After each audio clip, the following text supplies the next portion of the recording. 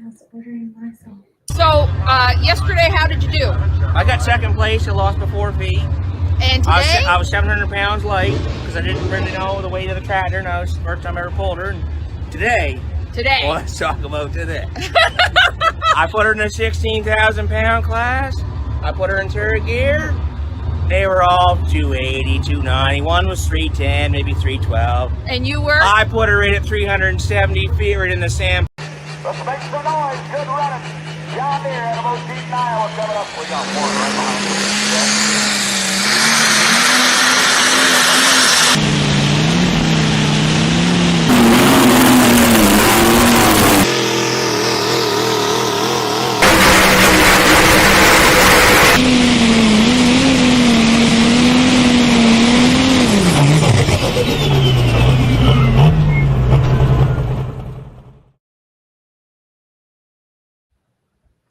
Welcome, everybody, ladies and gentlemen, to Let's Grow Up Pulling Special Post National Farm Machinery Show, Louisville, Kentucky Championship Tractor Pull Edition. Mike Idle filling in for Jason Schultz tonight. Jason, he's on the big old airplane, transitioning to where his next endeavor is going to take him. Big, exciting guest, wonderful news this evening. Ladies and gentlemen, I want to welcome here on the Let's Grow Pulling your Thursday night session winner, as well as your overall champion in the Pro Stock Division Saturday night winner, Reese Shelton, driver of the Cutting Down Pro Stock. Reese, congratulations, bud. Didn't just win the championship. You swept the whole doggone thing. Thank you so much for being on the show. Has it sank in yet? Just what an experience that your crew and your team had this weekend. Well, thank you for having us on the show, but I'd say it really hasn't. We went to Louisville for so many years, and watching my dad hook, and then fortunately we were able to drive some 2-wheelers there, and then step up to the mods. And we've always had a soft spot for the Pro Stocks, and I'd say our love for the Pro Stocks kind of was generated at Freedom Hall. There's no denying how electric it can be in the Pro Stock class in Freedom Hall, and we always want to be a part of that. And last year was our first chance to do that, and we didn't quite make the mark that we wanted to be at. So coming back this year, it was we had a little chip on our shoulder, and we knew we had the equipment to get us there. So we turned the wick up and let it happen. And we were fortunate enough to make the finals, and then fortunate enough to put it out front. So we couldn't be tickled. Yeah, your runs, both passes, and we're going to show some video clips here and go over some really good pictures that we have too of your weekend. But your runs were an absolute thing of beauty. I mean, just the balance on the tractor that you were piloting down there. I don't know, did you even touch the brake a single time? And most people, we need to tell them too, you had 3 runs. You didn't just do this with 1 and 2. You could almost say that you grabbed a third victory in the pull off there, if you want to look at it that way. But the balance was just excellent. Did you touch the brake all weekend long? I actually touched the brake the very first run twice, and I was a little worried about it. But it's notorious in Louisville to try to take you to that left-hand corner. Oh yeah. And so we kind of didn't really want to do that. But it was a 1-lane street out of there on Thursday night. We were all coming off that left-hand sideline, splitting tracks left and right, and no denying it. I had a golden opportunity there. And as a puller, if the track gets to sit for a long time, you start just licking your lips. And sure. I'm sitting there, and unfortunate for the show, the smoke tube broke. And when they went to fix the smoke tube, John Link was on the line, and I'm sitting in the hole, and John went to come off the line, and I hated it for John. He just couldn't get it to go. He had a clutch malfunction. I could tell when he went to spool it the first time, and it wouldn't hold it back. I was like, oh no, he's got an issue. And so he got to sit even longer, and I wish he could have made the run, but we were there to capitalize on an opportunity right after that. And my brother jumped up on there and told me what I already knew, because, like I said, pullers know. And he said, we're in the catbird seat right here. Here's a cherry. We better make it happen. And we taking a guess, on our weight package. Made a little bit different move from what we had last year, and went out there. We didn't move the sled from where John had it. He was kind of in the center. There was a little valley out through there where it had been dipped out. And I brought her up to what I thought I needed to start coming off the clutch, and tried to get with it pretty quick. And when it left, I knew I had a lot of momentum inside. Just didn't know how far it'd carry me. So I touched the brake, and once I touched the brake, it shot out like a rocket. And then we just climbed a pile. So there's nothing like putting in the sand in Freedom Hall, I'll tell you, from a pulling perspective. I've had some big wins. I've swept Freedom Hall or Louisville with a mob before, but we've been in some big stages. But when you put it in the sand on in Freedom Hall with a Red International, or even the John Deere, that place just comes alive. I can't tell you what the feeling's like. I've got people I don't know just pointing at me, beating on glasses of sweets, and everybody's erupting, and that's a feeling I'll never forget. You talk about parking it in the beach on Thursday night. We've got a video of that run, and I'm going to show it, and I want you to kind of break it down and analyze it after we see it. But I also want you to talk about, you've got several people at the end of the track showing a huge amount of emotion, and it's not just the track and the fans that come to life, but your team was full of passion and was on a mission this weekend. Let's take a look at this run really quick. It gives me goosebumps every time I see it. And then you can kind of tell us about, just the reaction that everyone's got here. So this is from Thursday night, taking it all the way to the sand pile.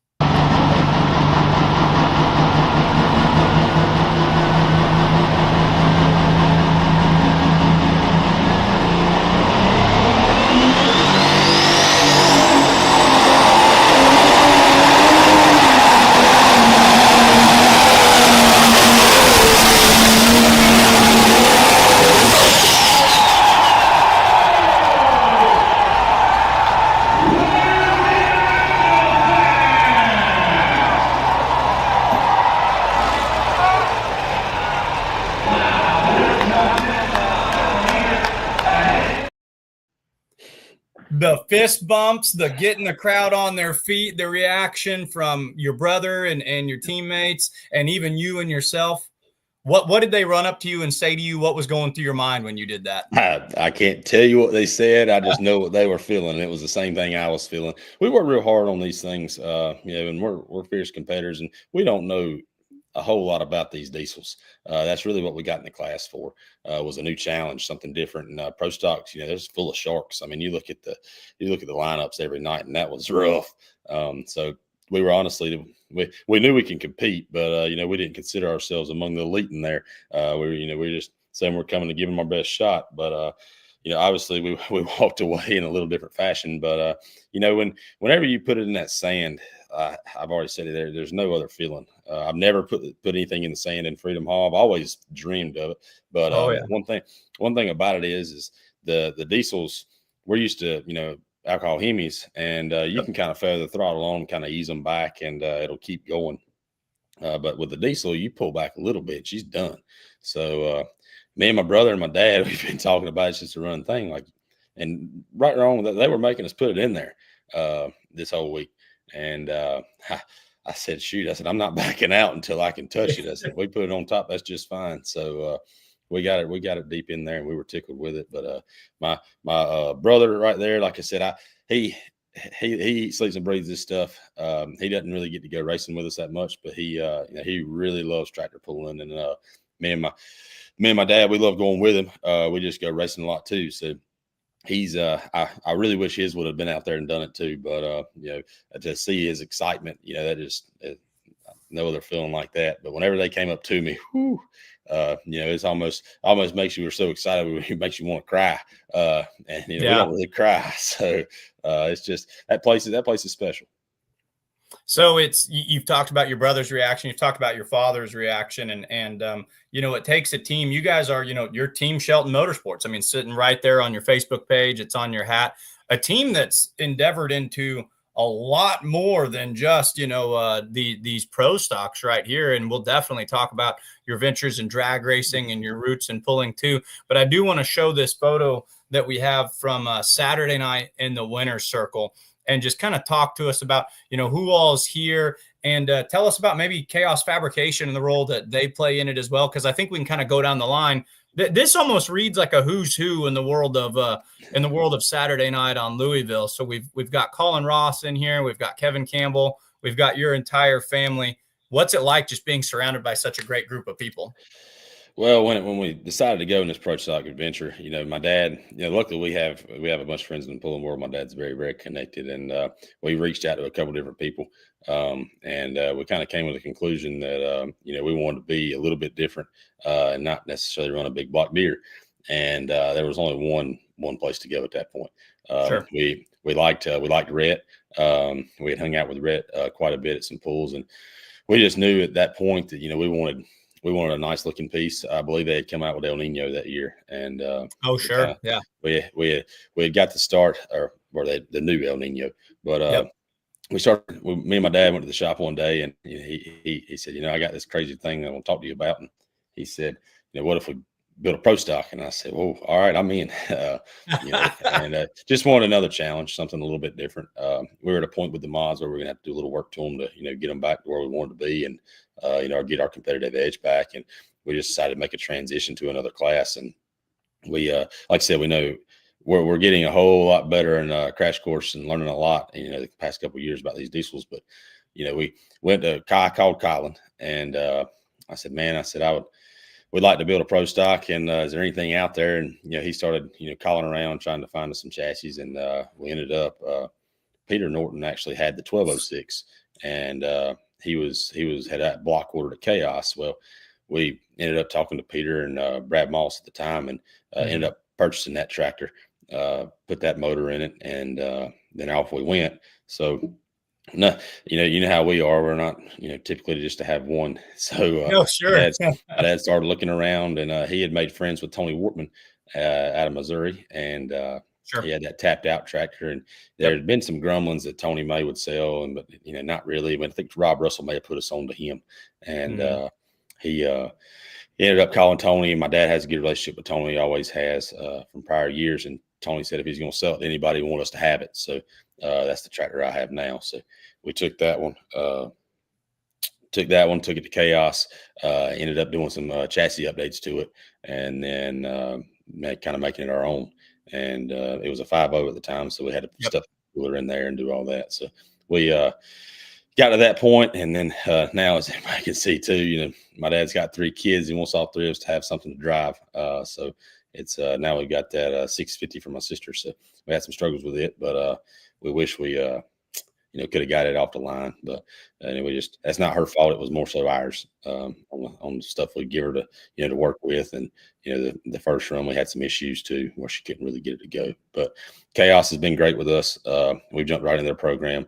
They've taught us a lot. We work on our own engines, but they're always there for Q&A. The dyno, everything. Between us and Rhett and Rhett and Phillip and Chance.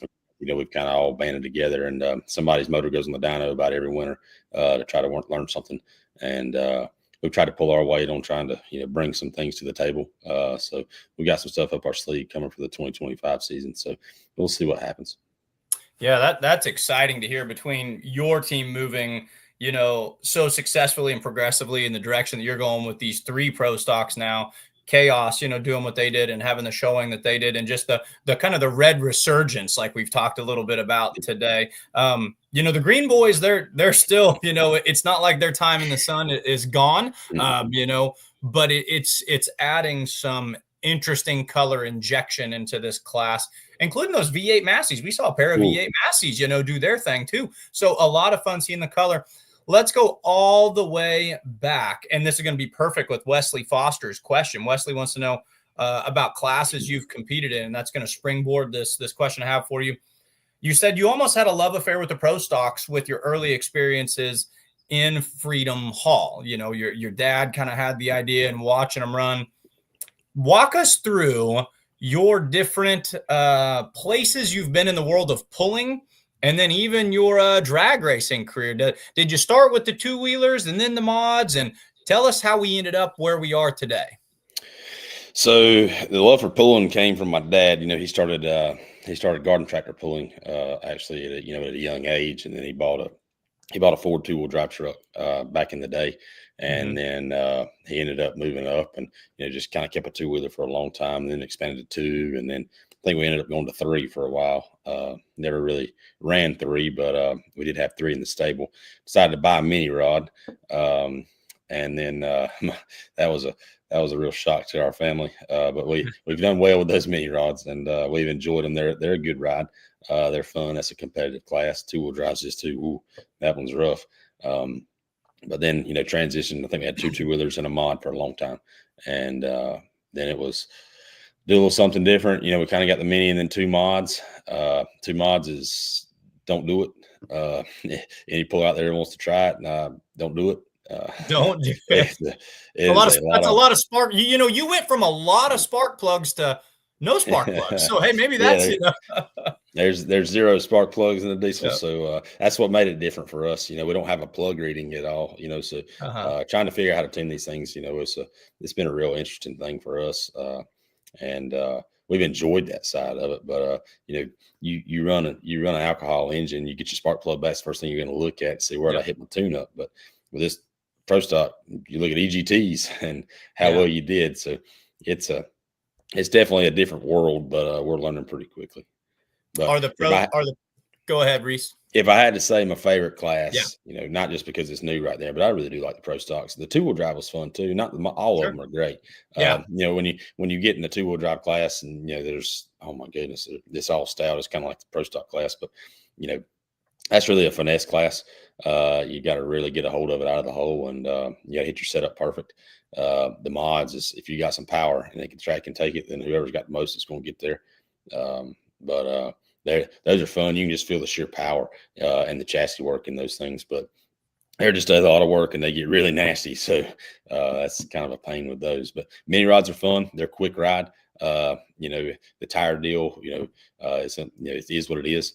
Back in the day, you could buy a set of tires, brand new tires run the best. Nowadays, it's just everybody's got the same thing to deal with, but they're just a little different. And finding that difference on how to run them is a little bit tough. But the Pro Stock is fun. It's a different feel, but I like putting the element of a clutch in it. You definitely have to drive it. You got to feel it. If you don't, then you can get in there. These guys have been driving for a long time. They know what they're doing. And if you don't feel it in your butt, then good luck. Sure. So you'll blow the tires off, or you'll be way late. So you'll get behind it. So it's definitely an awesome class. Definitely a driver's class. And I think we just got lucky and paired up with our driving styles in Freedom Hall this past weekend, and I was able to lay it down. So Nathan Veg, driver of the Jumpin' Jack Flash Pro Stock diesel pickup truck, he wants to know 10,000 pound Pro Stock compared to a big unlimited mod. Now you spoke a little bit about feeling it in the seat of your pants, and it's a driver's and a track reader's class. Compare them side by side. Walk us through your experiences and how they feel to you. No, I mean, the thing about the mods is that most of the time, most places you go, it's not the track place. It's not the fault of the track. It's just a different place you go, but you have so much power that you can't use. Sure. With a 10,000 pound Pro Stock, one nice thing about them is they're 10,000 pounds. You take something that's 10,000 pounds and trying to get to hook up versus a 78 or 8,000 pound mod. That's a little bit different. So you can one wheel in a mod. I mean, a great ride in a mod's a great ride, but I tell you, those are few and far between. You end up one wheeling, you end up just down through there. So nobody wants to drive. We drive pretty good ways to go to most events, and nobody wants to drive that far for a terrible run. But, that's a good point. You've got something that's going to hook consistently because of the weight, and if you're there, you might as well get the most out of it. You guys are certainly getting the most out of them right now. What about drag racing? The whole world wants to know about drag racing, and the whole world panicked for a while. They thought, oh my gosh, Sheltons, we're never going to see them again. They're going, to the sticky track. Like, just tell us about what's going on there and how much fun you guys are having and success you're having with that as well. It's a blast. I'll be just honest with you. I don't get to drive. My dad drives, but I'm the man on the laptop, and we've worked real hard to build ourselves up as just a family. And we've had some great teachers along the way. I definitely have to give a shout out to Lee White. He was my mentor. He still is. Somebody I can call on today. And if I've got an issue with a car or a motor or something's going on, he's a helping hand and, some good advice. And that's hard to find in the racing world. But the racing is just, you get to go make so many runs in a day. And the people bring us back to pulling, and the challenge of the Pro Stock classes bring us there, and we're enjoying that. But there's something about when you go to line up. Let's take when we go to Gainesville in a couple of weeks, when you line up beside somebody, and in 5 seconds we're going to find out who the man is. There's something about that, and especially when you do it as a family. There's drag racing is much more commercialized. There's a lot of people making a living in the racing scene. Pulling, not so much. There's a handful, but drag racing is definitely more commercialized. So going out there and going to the dance with guys that are do it for a living, that's how they put food on the table. It changes the game a lot. So it's definitely a fun family affair for sure. We battle the track ourselves, so it's between our crew guys. We've got Paul and Spencer and Hank and Michael Chandler. There's our 4 crew guys, and then Kevin drives on one side, my dad drives on the other. We just all kind of put our minds together, and we rely on each other to pull the rope so that we go up there, we're safe and we're competitive. But thing about racing is that differentiates itself from pulling a little bit is if you miss it in racing, you're not going a foot or 2-3 feet. You're going straight to tire shake. Or you can hurt somebody. In pulling, you can have a terrible run, miss a setup a little bit. You're not going to make a good pull, but like in Freedom Hall, you might still get 200 feet. Sure. So that's kind of a game changer, and it can mess with you mentally because you'll fight gremlins. There's a lot of electronics on those things, and you can fight gremlins that you're trying to put your finger on that are ailing you. But it's definitely fun. It's kind of the opposite. We sit around all day and pull and wait to pull at night, and then drag racing. We'll run 3 or 4 times in a day, if we're lucky, and then at nighttime we've got dinner reservations somewhere.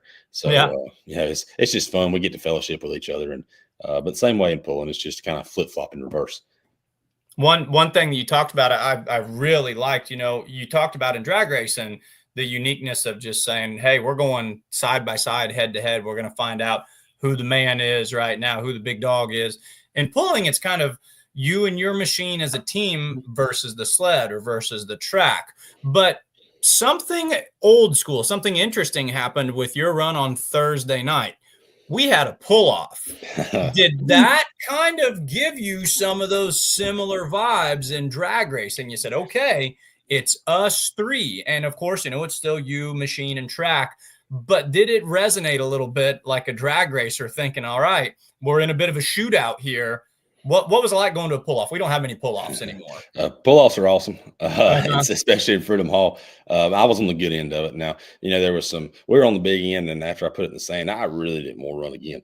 And I said I wasn't. And, there's nothing wrong with, Brandon Simon says, I'm going again. His stuff was tore up, so he was like, well, he's going to make us run. And there's nothing wrong with that. At the moment, I was like, man, what the heck? And sure. But, they're competitors. They're our friends, and they did nothing that was outside of the rules. He knew his stuff was tore up, so he's like, "Hey, come on, make y'all beat me." So I sat there. I said, "Well, take me outside," and they took me outside, and it was 20 degrees outside. Those leaf boards, cool air, and Peter had made that run, and Peter made an awesome run, and that's a tough running tractor. And honestly, at that point, we didn't know if Greg Elson goes out the door, then we're all for like put up or shut up. Yep. So because we're all running for the finals, and unfortunately, it looked like Greg may have lost his front end a little bit in the videos I saw. But we went outside, and originally the plan was, me and Peter were at the back, and we didn't really want to run because our stuff was really hot, and Brandon, we obviously knew he was broke, so if it was going to go, it was going to be miraculous. But we thought he'd go just a little bit, and then we kind of worked it out. I kind of went the furthest, and Peter was going to go a little bit further than Brandon, and I was going to go half track and let out. Well, right before that happened, the man that runs the whole show jumped up on my tractor, and then he said to me, "There's 7,000 people in this place want to see a show. Somebody to make a run." And I said, "Yes, sir." So I'm your Huckleberry, and let's go. I hated to do that, but when the man that lets me come to the dance told me that, I'm running. I want to come back next year, and at the end of the day, we're in the entertainment business, so it'd have been anticlimactic for us to do what we're doing. And I was not thinking of the fan at the moment, just my stuff and Saturday night, but that kind of changed my perspective. And unfortunately, Peter wasn't able to make a run, and but like that was honestly by design. But I hate it. I risked put my stuff on the line when I didn't have to. But he had asked me to, and I said, all right, let's ride. So, made a run down through there, and I actually backed out there at the end. I told myself I wasn't going to burn in because that's how when I see a bunch of stuff break. So we want to try to save it to make sure we were there, and made a nice respectable pass. But my oil cap had come off. That's where all the smoke came from. And it's something about it when, you know, pull-offs and anywhere, you know, they get your adrenaline going, because it's kind of like here we go again. You know, we gotta make it another time, especially in this diesel class. You know, those things, they hold heat for the next day at lunchtime. We didn't have to do. I mean, it was still warm to the touch when we went outside to warm it up and make sure it still ran. So definitely a culture shock to us. You know, Colin came up there and was, you know, helping us, saying, you know, what we needed to do, and because we'd never run twice, you know, that fast, because there was, I think, 2 or 3 tractors in between us. It was fuelist pleasure, and the T8 Tomcat. So it was like 2, and it's like, let's go. And they're all hollering at us, telling us to get back inside. We got to get ready. And shoo, it was fun though. I wouldn't have it any other way. Now, I mean, me personally, I love pull-offs. So it's better if they're on Saturday night, you know, especially in there. Like I say, the fans love it. I was unfortunate Smucker. That's not like it's tough in there. It's tough on the committee. It's tough on Vaughn. It's tough on all those guys. I mean, you're thinking you're trying to stop people within, you know, a couple of feet, because, you know, let's say 250 foot, you know, there's a concrete wall, and that's just very difficult for them to do. So the decisions to make, and we were on the good side of it, you know, where we were in the pull off. Unfortunately for Smucker, he wasn't. You know, that's one of the toughest running tractors in Freedom Hall every year. So those guys, they've got it going on anywhere they go.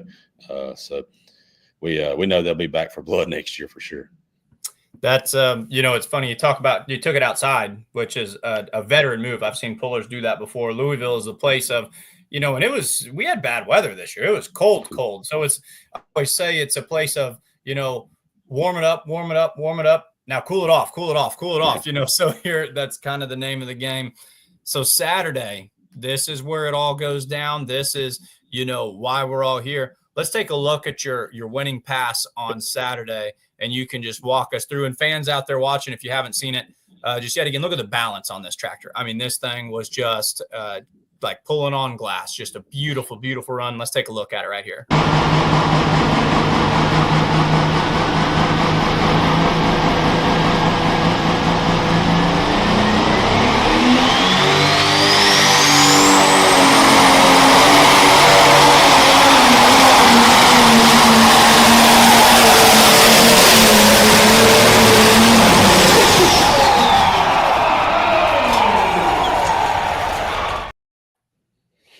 Just another, just right down Broadway, as good as it gets. When you pass that cone, did you feel like, okay, there's a pretty good shot, I've got it, or did you stand over there dodging bullets the whole time? Well, you're always dodging bullets when you're in that corner. I mean, especially in the finals. I mean, that's 12 of the best that have already made, you know, respectable runs all week. So when it went down through there, you know, I knew, you know, the toy ran right in front of me. And that is one of the greats in Freedom Hall in the pro. Absolutely. That tractor, it knows its way to the sand, and it's tough. But to put 13 feet on him, I was I want to stick her chest out a little bit. But honestly, I learned a lot from them right before they ran, or like before I ran, when I watched them run. And honestly, they're probably the reason that, you know, I made the run I did. I watched how they came off the line, and, you know, kind of made adjustments to, you know, what I was going to do. And it ended up working out. The track was honestly a little bit better on out there a little ways. The starting line was a little trickier, but on out there about mid-track, it was a little bit better, I believe. And we'd made some weight adjustments prior to. And when it hooked, I said, "Oh boy, here we go!" And I passed that leader cone. She kept lugging, and you can hear it when it laid down. You know, it hurt it. It's hurt, so we got to take it apart and look at it. I know the back of the turbo is all chewed up. I had stuff tinging in the pipe, but we'll get it fixed up and go again. But when you sit in that corner, that's tough. You know, Peter right behind me. Me and him were joking all weekend because we ran 11th and 12th, and then 4th and 5th in our sessions, and you know, we're just, both of us is going to lay it out there. And I mean, he got really, really close. I mean, that thing picked his front end up beautifully and made a nice run. And I was like, oh boy, here we go. They're going to lay it down through there. And you look at, you know, Peter's teammates, Rob. You look at the Tinker Toys teammates, you know, the River Rats. So we didn't necessarily have that. Rhett Parrish is a teammate of ours. We tried to, relay our information as to what we did and how we kind of adapted to that night to them. Unfortunately, it just didn't run for them. But it's sitting in that corner, there's no slouches. And then when we always like to gamble. And when I saw Kevin Matterson put that thing on the right-hand sideline, I said, oh, boy, here we go. And he laid it down through there and was short. And I knew I had something then, but I'll be honest with you, Tim Kaine, that thing is run like a scalded dog. They've got their program on point. Every time they come out, it seems like that thing's weighted just perfect. And it doesn't really set the front end down till the other end. So their program is very, very stout. And you can't count out Carlton. So any of those guys that are coming at you, the Simons, all of it. I mean, it's like, how do you pick and choose to say, I'm not worried about them? The heck we aren't. We're worried about every one of them. And it was just a blessing to dodge some of those bullets for sure. And I know we were standing out there in the corner, and I went over to Tim Kaine, and I had no idea. Like I said, we don't get – this is the first time we've ever really experienced any of the red-green battle. And we went over to Tim Kaine, just congratulated him, because he was right on me. I mean, I'm talking like, woo. And man, I gave him a hug. We gave a hug, and he said he was hollering, saying that's the first time there's 2 red tractors out front in there, and that's the first time since 2009. And I was like, wow. And it was going to be that way regardless, because if Carlton laid it on us, then it was going to be 3 red ones up there. So Yep.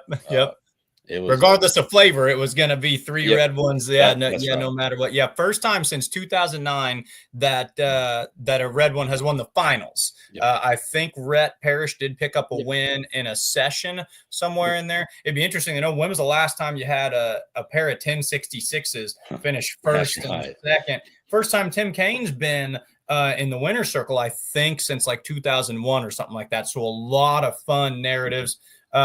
What a great weekend. Reese, I appreciate you so much coming on this show. We've had a lot of people viewing, a lot of people watching. Last question, or one of our last questions right here, and then I know I'll let you get going. It's later where you are. Wants to know, would you rather win at Freedom Hall or the Pullers Championship, which we're going to be releasing the competitors list for the Pullers Championship in our very next section of this show? Probably grab a win at both, right? Well, I'd love to win it either. Anytime we go, we want to win. But the heritage that comes out at Freedom Hall, that's not replicated anywhere else in the world. Sure. When it comes, you've got guys in there that are wearing John Deere cowboy hats with pins on them that date back to, good Lord, I don't know when. You've got guys that sit in the same seats wearing orange jumpsuits. For that. Yep. You've got people, they really get into it. Nowhere else in the world do they really get into it like that. And you're kind of surrounded. So when you can win in Freedom Hall, I don't know. I don't think there's a bigger stage to win in the pro stock class out there. Maybe not in the world of pulling, in all honesty. This is one you'll keep with you. I can just tell by talking to you for as long as we're out there. Chandler Pickler wants to know what are we going to name this 650? We're still working on that one, so we're trying to come up. Well, we've got a couple names in the hat, but we hadn't really nailed one down yet, so we're still working on it. Hopefully, we'll have one before Farley, so that'll be a big one to win too. No doubt. If you win in a pro, if you win in any class in pulling, especially on the pro level, the cool thing about the farm show is go to 2-wheel drives and they pull champions from all the series. The same way with most of them. It's just they have a bunch of there's so many sessions for pro stocks that allow it to for more people to get in. But most of your other classes, they're pulling champions and maybe 1, 2, and 3 from these series, and that's it. So it's definitely cutthroat. If you can do well there, then that's something to hang your hat on. Who do you need to thank? And what shout outs do you have? I'm sure there's a lot of people. And I almost hate asking pullers this question because they always say, well, I'll forget someone. But I just know that you have a lot of great people behind you. So I'm just going to give you the floor and give any shout outs that you want to give. Definitely my mom and dad. Like I said, that's, without them, we wouldn't be doing what we're doing. And they gave us a platform to go and compete. We've always been competitors growing up in sports and everything, but that time has passed for us, but now we have something else to compete in, but we do it as a family. So without them, nothing would be possible. My grandfather too, he's a key player in all this. And I got to thank the boys at Chaos. It's all of them. It's all the guys in the shop, Aiden, Colin, Kevin, list is long. Those boys in there, they work hard for us. Like I said, the parishes, they're good, great friends of ours, kind of took us under our wing and helped us out. We kind of help each other when we go places. When we got into the pro stock class, I mean, that's like I said, we spoke to Brad Moss. We spoke a lot to Kevin Masterson, and Kevin is a great friend of ours. He is, a fierce competitor as well. Got to thank, for the win, definitely had to thank Mike Witt and, the fair board and the pulling committee. Without them, we wouldn't even had the stage to be there. So Farm Credit Mid-America again. If without a sponsor, that's not happening for us. Got to thank the guys in the shop and my crew. You guys, Spencer and Kale and Hayden, they work hard on these things, and they go from blown alcohol mechanics to diesel mechanics and work on everything else in between. So they do a good job for us, and we're tickled with them. My brother and my sister, my brother, that's my biggest fan this weekend. So we were on the ride over to Freedom Hall, and he said, Reese, he said, we ain't never pulled on a bigger stage than this. He said, let's go get them. I said, don't worry, we're going to. So my sister's always there to support. My wife, she wasn't able to make it this weekend, but she wanted to be there. I think she had a big case of FOMO. She really wanted to be there. And then that's all the guys that were there with us. I got Jason, Jared, Melanie, Hannah, Spencer was there, Hank, Cody and John and Clayton. It was a big team affair, especially without having my dad there this weekend. He's kind of the glue. He normally does everything for us so that we can we can go and take a look at the track, take a look at driving styles, take a look at how things are going. But me and my brother kind of had to absorb those roles this weekend and kind of roll with the punches as long as Spencer, and he helped us as well. But the list is long of the people that help us get there. The good Lord as well. I mentioned him in my interviews, and it's a blessing to be able to do what we do. And we have a lot of fun. And if we didn't have fun, we wouldn't do it. So thanks to all of them. Perfect. Well said, folks. This has been a great interview, Reese. We really appreciate you coming on and chatting with us. Reese Shelton, your 2025 National Farm Machinery Show Championship Saturday night, 10,200-pound pro stock driver on the 1066, taking one back for the red team. First time since 2009. Calls it cutting down. He won Thursday. He won Saturday. And I feel like you're going to be gunning for him all season long, Reese. So best of luck.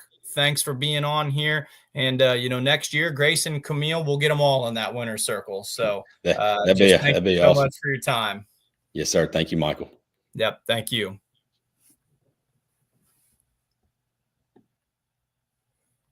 All right. That was Reese Shelton chatting with us about his awesome weekend he had at the National Farm Machinery Show.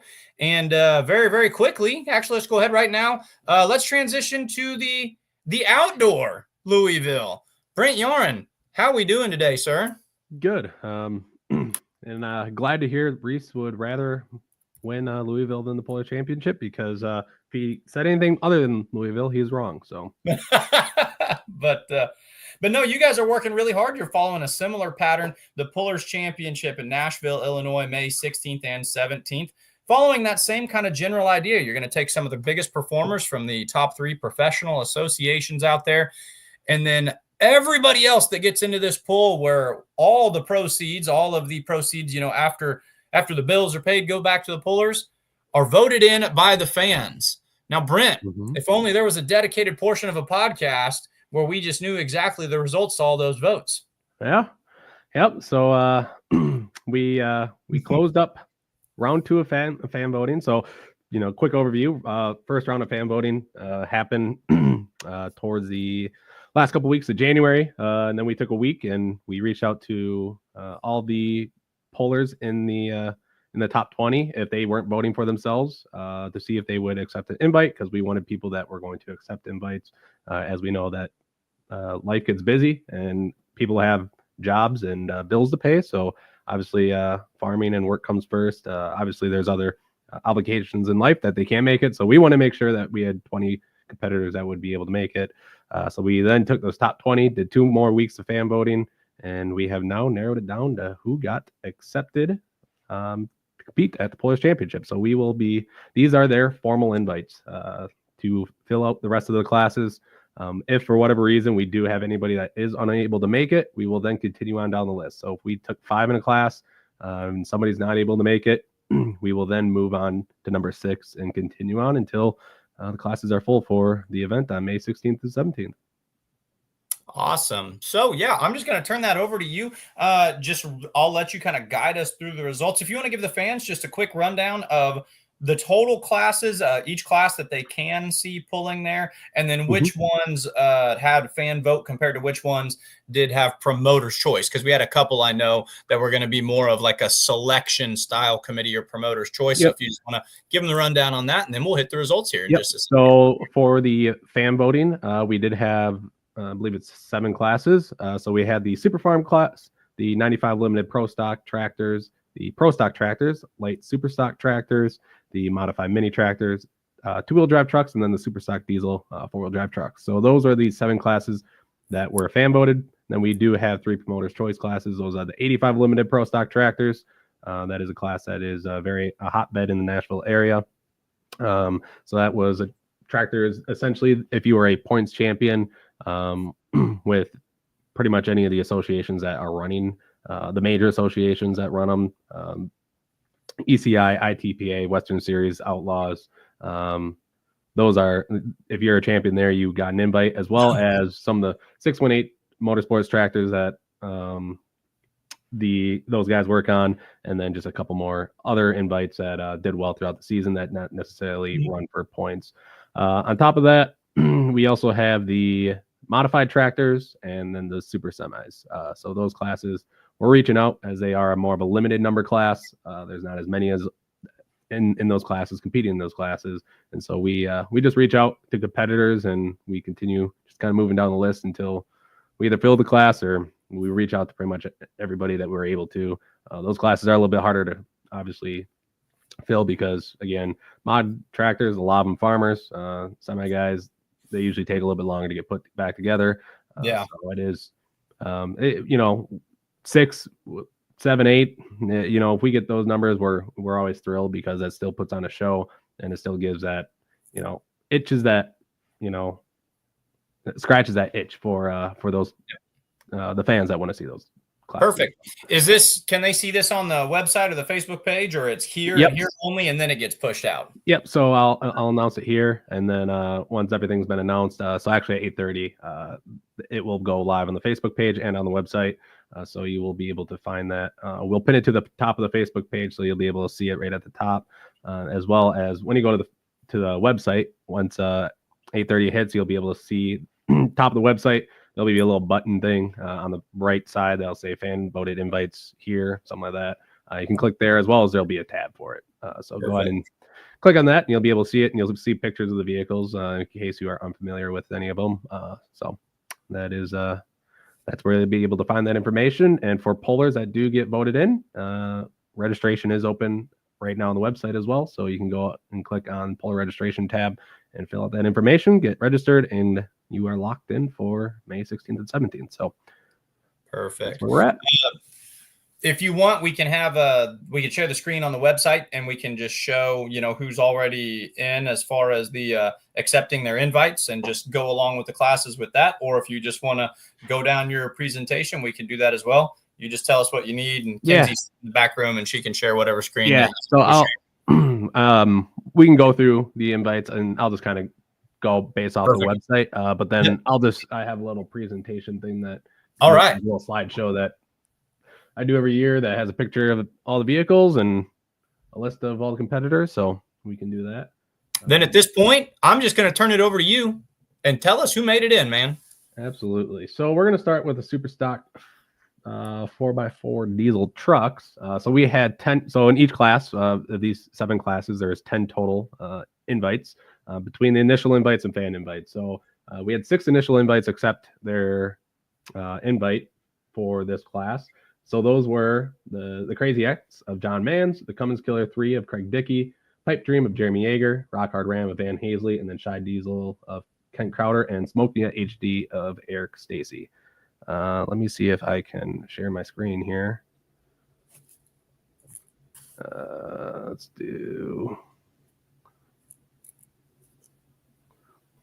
see if I don't screw up. Mm-hmm. All right, so we have 4 spots that will be taken here in the fan voting.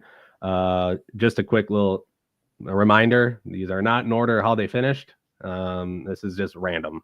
They put them in a little random generator to spit them out in this order. So it is not how they finished, but these are the top 4 vote getters. So without further ado, let's see if I can figure this out. First one's going to be Brady Ingram and the Shy Diesel. Randy Overton and Evil Diesel out of Canada. Marshall DeBrew and the Flammable. Yeah, that one made it. A lot of people were turning their heads when they saw that one down at Diesels and Dark Corners, and they said, "Wait a minute, that's not a semi truck." That's that's pretty. And that one actually came out of my neck of the woods. So it was that truck actually had a Duramax, a Wigler Duramax in it, similar to the Cummins Killer 2 back in like 2018, 2019. And they parked it and haven't pulled it since. And the Brew family ended up purchasing a rolling chassis and putting a Shy Diesel motor in it. And then the last one is going to be Chase Eller and Caretaker. Oh, sure. Yep. So those are the 4 that got voted in this year. A very competitive class. There were a couple others that were just right on the edge there of getting voted in. But these were the 4 that got it. And from year to year, like I think in years past, we've had, 7 of them where we got voted in. And it just happened this year that we had more than years past. So it was definitely tougher to get into a couple of these classes. So, and with that, those will be the 4 that get our invite. Yeah, and with all these, it's just going to be loaded classes, because when you take the top performers of all your associations and then you get the fan votes in there, I wouldn't want to make picks in that class already. I mean, this just always looks like a spot where Pullers Championship, hard to pick a winner. Absolutely. And this class has always put on a really good show at our event too. So, always it's been it's been a fan favorite, and I feel like the class just keeps growing in popularity every year. And so yeah, we're just, looking forward to having them back again this year. Courtney, Kale was one of the close ones. So I know you guys were pushing hard, and, hopefully one of these years he'll definitely get voted in, but it's definitely hard to, I mean, you look at the names on that list and there is, there's nobody that's a slouch in that class. Yeah. So, all right, we're going to move on to Super Farm tractors. So we had 6 spots to fill in here. I'm going to pull up my list. So the 4 initial invites that accepted their invite was Ryan Anderson and the Checking Out, Chuck Gutenberg and Positive Ground, Brad Wood and Thunderstruck, and then Casey Fritz and Twisted Deer. So we have 6 spots that we're going to fill the rest of the class with from our fan voting. And so the first one we have is going to be Shane McFarland and the Ruttenbuck. Sure. We have Jeremy Roberts and the Wicked Whitetail. Josh Miley and the High Maintenance. Greg and Russ Freeze and Deer Tracks. Shane Maston, Thumpin' Pumpkin. And Nick Scar and the Screaming Norwegian. I think that was the last one if I counted correctly in my head. Another one of those classes where you can sit there. None of those names surprise you. You don't scratch your head. You don't raise your eyebrow. And yet you can still off the top of your head think of another 10 or 15 more that, also wouldn't surprise you. So just good classes, good vehicles out there. Yep, absolutely. And if you go down and look at these lists, the ones that are already in with the initial invites as well as the fan votes, and go and correlate the National Farm Machinery Show. There's a lot of competitors that did very, very well at the farm show, and they'll be making their way to the Pullers Championship here in May. And there's a lot of overlap, and we'll definitely see how that correlates if that continues on. And there's been a lot of correlation with Brittany. So the Ruttenbuck is in, so driver doesn't matter. If Shane's driving, yeah, Brad, you're voting on the vehicle. Yeah, I guess we should say that you're voting on the vehicle and whoever you want to pilot it. I saw earlier before you got going, you did the diesel trucks, and Jeremy Roberts was saying, do super farms first. So obviously he was on pins and needles. Well, there you go, Jeremy. You can have a big breath of fresh air right there. You made it in. So congratulations. How close was the Coal Mine Express? Todd Custer was curious. I honestly don't know off the top of my head. Yep. Like I said, there's 140 names. It's hard to remember them all. I usually know like the first one or two that maybe were out. But I just don't. I can't remember them all. I was trying to even remember just off the top of my head who made some of these classes, and without having to cross-reference my list, and I still had to. Yep, Jeremy's pretty jacked up. That's always fun. I like getting the live driver reactions, when they're watching. If you're a driver and you're watching the show tonight, don't be afraid to chime in and cross your fingers and, whatever you got to do your lucky jig. But, congratulations, Jeremy. Glad you're watching. So 2 classes down, 5 to go. Folks are on. We got a huge viewership tonight. Folks are curious. All right. Next, we're going to move on to 2-wheel drive trucks. This one was the gauntlet for did this one get the most votes? Was this your highest voted on class? Honestly, I don't know. I never actually did look at that number. But I will say that this is definitely the hardest one to get into. One, we only had 4 spots, which is one of 2 classes that only had 4 spots available, but it had the most number of vehicles in total for the fan voting. There was like 260 of them. So think about that, fans. The fans out here, 4 out of 260. So this was something. This is going to be something special to see this unfold. Yep. So the 6 initial invites that did accept their invites were Richard Morris and the Buffalo Chips. We have Lil Whip of Don Nelson. We have Jared Nelson's Midnight Revenger, Chase Richardson and Suffering Sanity, John Hunt and Taz, and then Donald Nelson and Whippet. I actually think Dustin Corliss is registered to drive one of those trucks.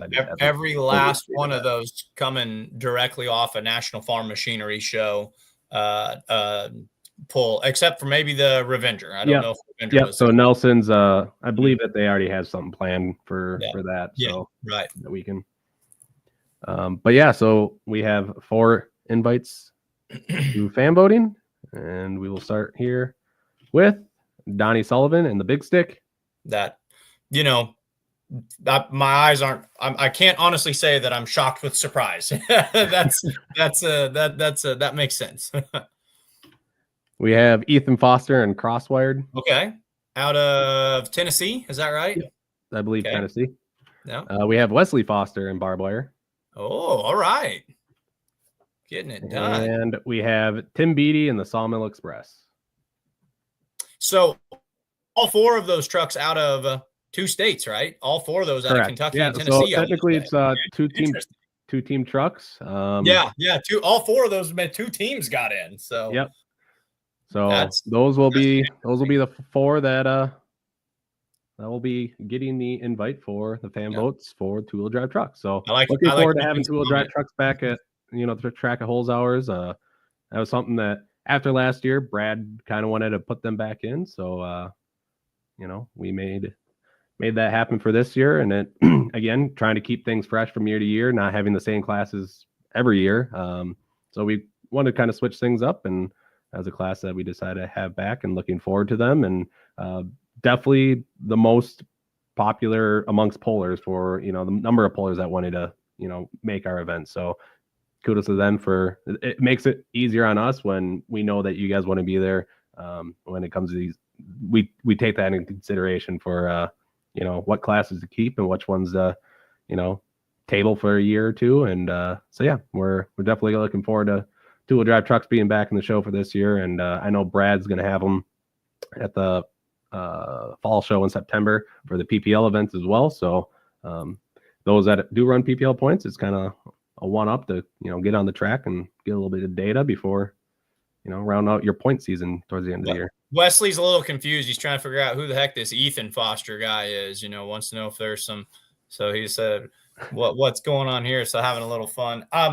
Brent, I feel like the super modified 2-wheel drive truck class is experiencing kind of a resurgence, kind of a rekindled bit of interest out there. Fans are paying attention to it more than I think they have been the past couple of years. It's so hard to win, when you have this many of them and they're all performing at such a high level. It's got a good entertainment value, and it just feels like these guys, it used to be that kind of were known like, Jason always said, well, that's when everyone's going to stand up and go get something to drink or stretch their legs. I haven't seen that as much. Down at the farm show this year, I did not notice people leaving their seats during the two-wheeler class. So it's having a resurgence in popularity, and I think it showed with how tough it was to get in this year at the Pullers Championship. Yeah, I'm definitely, I'm a fan of them, always have been.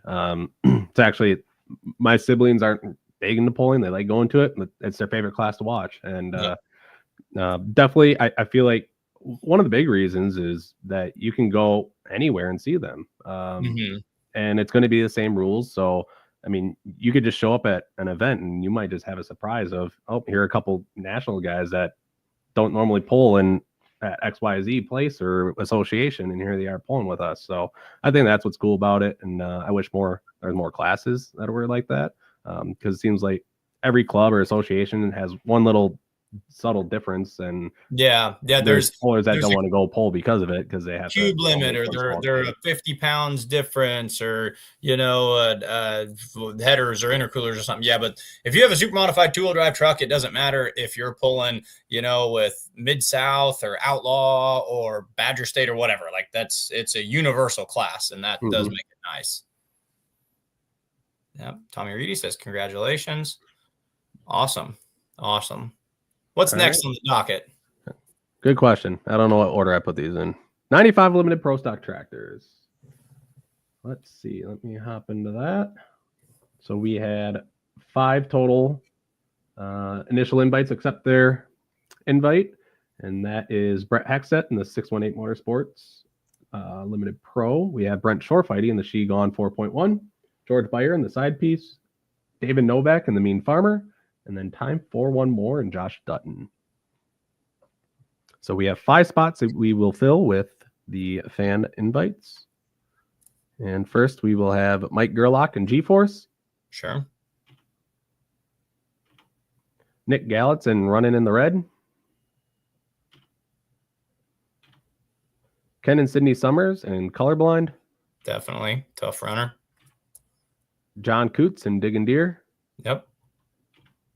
And last is going to be Jed Pettis and the Dixie Deer. Yeah. Another tough class. Another one of those like the 4-1s, fairly universal. And you see it a lot all over the place. It's got its hotbed spots. So congratulations to each of those getting in on that one as well. Absolutely. And obviously, no strangers to the Track of Holes Hours, the 4-1 class. I mean, pretty sure they've been there since the dawn of time of the Track of Holes Hours. So definitely a fun class, competitive class, and definitely looking forward to seeing some new and familiar faces as well this year. And it's I was just thinking about that way on my way to work today, that I mean, we're 3 months away from the Pullers Championship, and somehow it seems like it's a long ways away yet, but at the same time, I know it's gonna, in the next month or 6 weeks, it's gonna be like, holy cow, we're on the countdown now. So we're closer. I was telling some people this the other day, because it's cold outside, so you still get those cold vibes. We're closer to pulling season than we are to Thanksgiving. Yeah, so exactly. We've turned the corner. It's on the way. We're not in turn 4 yet, but we're in turn 3. So I'm going to use a roundy round reference on a pulling show, but we're getting there. Absolutely perfect timing for the Daytona. Yeah. 3 things you can count on: death, taxes, and bad weather at the Daytona 500. I turned it on yesterday, and weather delay. So no surprises there. All right. Next, we will go on to light superstock tractors. So light superstock tractors, we had 3 accept their initial invites. That was Brian Bowles in the Alter Ego, Brian Hogg in the Big Temptation, and then Martin Daniel and Over the Edge. So we'll have 7 tractors to fill out the class. Interesting, because those are 3 that we truly haven't seen or heard anything out of since last season, and some of those not even, like a Bowles. That one's kind of one of those X Factor machines. 7 getting in. Is this our biggest, our most fan invites per class we've had so far? No, Pro Stocks will be. Pro Stocks had 8. Okay. Yep. Okay. So 7, got a big 7 coming on this one. Yep. So actually, Martin Daniel over the edge, that was the tractor that finished number 3, I believe, on Saturday. And see, I didn't make the Saturday afternoon show. I was out working on that one. So we'll have to see if we can carry that into the spring season. So we'll lead right into that with Martin Daniel's second tractor on the edge, making it in through fan voting. We have Elmer Hogg and the Little Temptation. So both of theirs. So good for both of those teams. That's always, you're sitting there holding your breath saying, okay, I've got one in. I want the other one. And if we're going to go to a pull, we want to have a loaded trailer. Exactly. So congratulations to both of those guys getting there. We have Brian Tramick in red. Definitely. We have Brent Payne and Galat. We have Larry Phillips in Extremely Insane. Brandon Phillips in Insanity. Same scenario. Congratulations to them for bringing them both. And Esden Lane and Diggin' Fever. The whole world this was the one I heard more about on the internet than anybody. Fingers crossed for Diggin' Fever, getting the diesel in there. So those will be the 7 fan invites to fill out the class. Perfect. Going to be a great show. All right. Moving on, we'll go to the modified mini tractors. So we have 3 invites that or initial invites that I accepted. We have Bruce and Tyler Slaw, Have No Mercy and Show No Mercy. And then Grant Theobald and Lil Wicked. Did have some people ask about, with Bruce, he was involved in that accident. It goes to the tractor. As long as, Tyler's going to drive or they have somebody else, they can still keep that spot. So until they tell us that they aren't going to continue with that spot, they're still going to have 2 mini rods there. So that is the plan. So as right now, we have 7 spots that we are going to fill with a fan vote. And that is going to start with Chase Richardson and the Vibrator. Awesome. So another one. He had his 2-wheeler in there. Now he gets to bring a full trailer. Congratulations to him. Congratulations to Chase, obviously, too, on his big win in the National Farm Machinery Show this weekend. So that was a wonderful experience for him and his crew. Absolutely. We have Adam Kester and Walk the Line. Adam Kester and Footloose. Okay, I was trying to remember. I couldn't remember which one looked like which. So I'm glad they got it in so I could identify each mini. I couldn't remember which one had the cover and which one didn't. Abby Leichner and Dirt Slinger. I just put a picture of Matt Johnson's most recent mini rod in there because it is Matt Johnson's mini rod, and it will be called Dirt Slinger. Is that so? The 1X tractor that became half past midnight. Mm-hmm. Is that the one Abby's driving or not driving? New one. The new tractor. So that was Okay. Gotcha. Then Abby Leichner and Bobcat Jr. We have several vehicles, but few names in this class. Tim Pyzik and Fallout.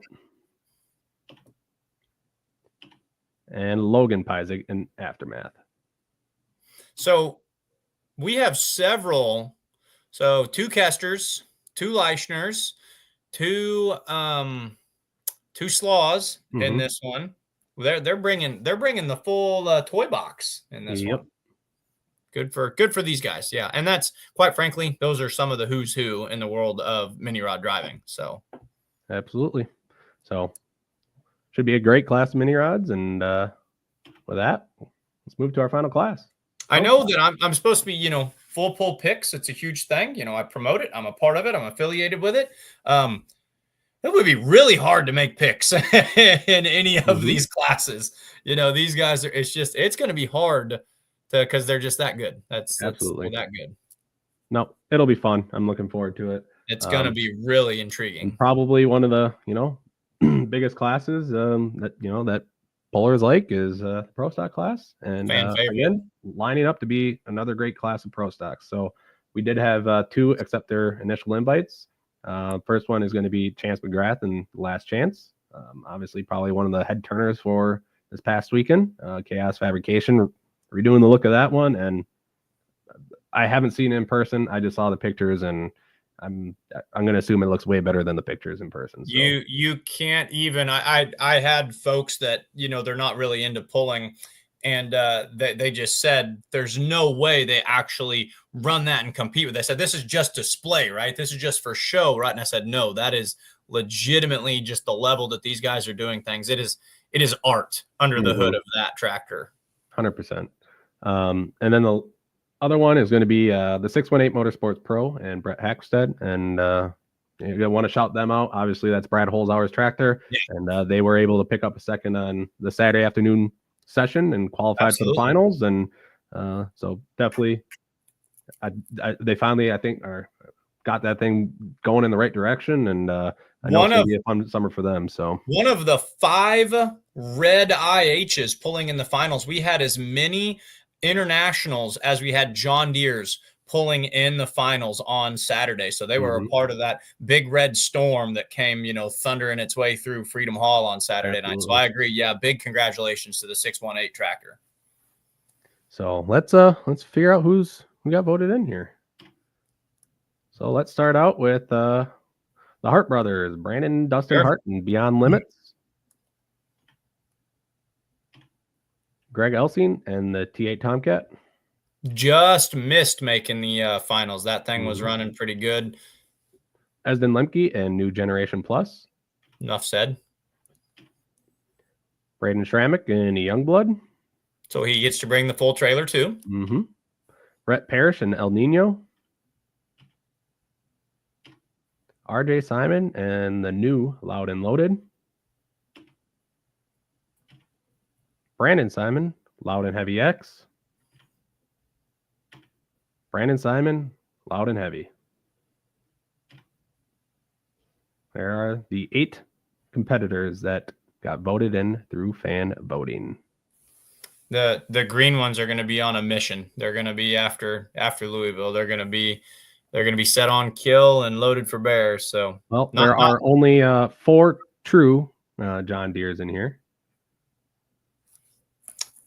Yeah, actually, we do have a bit because we've got a Massey through here. We've got red, we've got orange, we've got blue. Yeah, we've got a little bit of we got something for everyone here, don't we, Brent? Yeah, absolutely. So, and this is all now. It's 8:37. So, is the website? Are we completely? If fans wanted to log onto the website, they could see entire class list at that point. Is that correct? Assuming that I posted. Let me verify.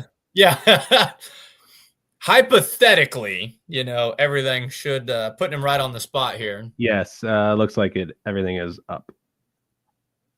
Is that easy to share? Could you pop that on the screen and folks could take a look at it really quick? Or you could see the website just on there. Or if Kenzie, if you could put the website or something to the Pullers Championship where folks can go out there and see just exactly if they want to go. And fans, this is fun too, as you're chit-chatting and, wherever you're watching from tonight, pull that website up and the list is going to be out there, and go ahead and start thinking about, who's going to win? What are your picks going to be?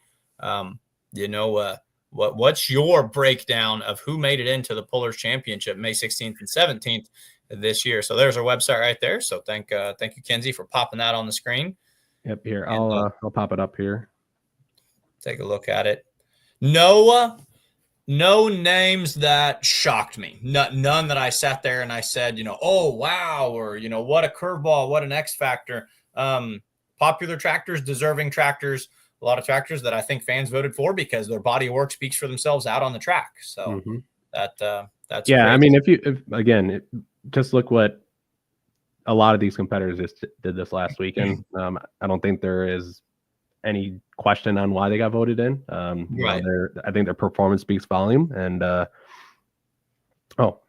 here's so right here, just click on this button, you can find it, or there's this tab up here. Take you and you can see everybody that got voted in. And then if you want to see everybody that has made it so far, you can just click on either this tab and click on your class. Again, it's not all updated. Somebody's been too busy. Brent, can we do a quick rundown of where they sit right now? If they're prepared to be released, can we do a quick rundown on the Promoter's Choice classes just to show us? Right here, we have the 85 Limited Pro Stock classes. So Breaking Barriers of Gary Bontrager, Josh Hanna on the K-Woods Comet is Just Money, Nathan Berkner, Harry Walker, Just One More, The Possum, Dan and Ellie Bartling, Jason Zumbalen, and Unchained Madness, as well as David Doherty and the High Price Hooker. Those are all your competitors that have currently registered for the 85 Limited Pro Stock class. We're also waiting on 3 more to get signed up, and that's Brian Gerling and Family Tradition, Otto Peterson, Now or Never, and then Andrew Meister and the Dirt Slinging Demonstrator. So those 3 we're still waiting on. As far as semi-pullers and mob pullers, I kind of like to keep those a little bit quiet until we get confirmation on them. Sure. But we have essentially like we're getting to a full class of mods. Like I said, we're probably at eight mods as of right now that have verbally committed or has signed up. I will say I'll give you one. I think I gave it before. That one that has never pulled at the track before, Matt Johnson, the 1X Dirt Slinger, will be there. That is one that is confirmed. So I'll give you that one. As well as semis, we'll just say Ryan DeBrew and the Playing with Fire will be coming back. So there's one of each, but just be on the lookout on the Facebook page for we'll start releasing those a little bit more as we get them all confirmed. Some of them wanted to make sure they could get through farm show. And then some of them, obviously, they just wait on parts and stuff. And we kind of give them time. We don't want them, to pay when they don't even know if they're going to be here. They're going to be able to make it. So we just kind of give them some time. And usually by April is when they start, really signing up. We normally only have 4 or 5 at this time at most. And we usually get more closer to the event when they know that they're able to make it. So again, we'll release those as we know more, but things are looking good for those classes, and we're excited to have some new faces in them as well, and we'll kind of see where things head to. But definitely looking forward to May 16th and 17th, seeing how year number 4 goes. Again, at Track of Holes Hours in Nashville, Illinois, just off highway or Interstate 64 in Illinois. Again, be on the lookout. We will be releasing information on there's construction on Interstate 64 between St. Louis and Mount Vernon. So definitely want to be paying attention on that. But we're looking forward to 2025. And obviously now the big thing for us is sponsorship. So I'll preach it every time I get on here. If you know anybody or if you're interested in sponsorship, please do reach out to us. We'll get in contact with you and see if we can make something happen. Yeah, absolutely. So I know that we were talking to some people at the farm show. That's always a right place to pursue sponsors. Guys, this is an awesome show. It's an awesome event. I couldn't remember if it was year 4 or year number 5. I tried to bump you guys up a little bit. I talked about it being year 5, so it's just year 4. Nashville, Illinois, there's 2 tracks there, as is the case with 90% of pulling these days. It's really a good time. Going to be live streamed as well, I believe, like it always is. Mm-hmm. And the profits, so everything above the cost of production margin is what goes back to the pullers. That is where this whole thing started. It was an endeavor to be the highest paying purse in the world of truck and tractor pulling. At this year, if we could be the second highest after we've seen what's going on in Farley, Iowa, I think we would still be very happy with that. If we somehow we surpassed what Farley's going to do, I'm probably fall over and puke because I don't know how the hell the whole world is in a better place if that's what's going on. We're all driving newer vehicles and life is just good. But no, that's the essence of what we're generating here. Yeah, Redline Fever pulling team, absolutely. Congratulations. Your pulling team needs no introduction, so the fans, you bring fans in and of yourself. So we're glad to have you pull in there. Brent, what else do folks need to know before they gear up? I do actually, now that I'm just looking at this. So if you can see here where my cursor is, so Brad bought this entire area here to the north of the facility. So this was the spectator parking before. We now have gotten all this area as well. This has all been bulldozed and filled in essentially, and this gravel lot has been extended. So we will be moving everything out of here back. And so we'll be able to utilize this entire gravel parking area for parking as well. So we do have a lot more hauler parking on gravel and like level hard area versus, down here in the grassy stuff when it gets wet. And it can be, there's some low spots in there and kind of water holds into it. So we'll definitely have more area for parking this year, as well as having it's not 100% confirmed, but the camping area that is currently here might end up moving back over into this area. Haven't really fully come up with, what we're going to do with that yet, but we do want to just let people be aware that there may be some changes to how the current facility is laid out. But we'll make those announcements as we get draw near to the event. But the other thing I do want to mention is if you haven't gotten a hotel room and you're going to be staying in the area, best to book early because there's not a lot of hotel rooms close by. The one in Nashville is full. Oakville is probably close to full if it's not. Otherwise, there's Pinckneyville and DuQuoin. There's a couple other ones. Can't think of them off the top of my head. I think Sparta's one, and there's a couple other smaller towns that have like one hotel room that are usually that are about 20 minutes away. Otherwise, you're going to Mount Vernon or to the east side of St. Louis for a hotel room. So if you do want a closer hotel room, definitely book early. If you're looking to camp, again, we do have camping available. It is primitive. It's just first come, first serve. And please abide by the rules. Please no open campfires and things like that. Those are things that we don't want to deal with currently. Not to say in the future that we won't, but the other thing is also make sure you show up on time. We've had pullers try pulling in during the, after the event has started and they're trying to get through the hot pit area. Because to get back to the campground, I don't know if you can see this, you have to go through the hot pits. When the event starts, this is full of pulling vehicles and you can't get through. We also had somebody last year that came in right as the event was starting, and we were saving a hauler parking spot for Brian Bowles, who was coming in late, and he took his spot. And so those are the type of things that we don't want to run into. So please, we have the stuff on the website. If you don't know where that's at, just go under lodging and click on camping, and you can find all the dates and times when you can come in and what you can expect for camping. So again, it's primitive. There's no water, electric, or any shower facilities on site.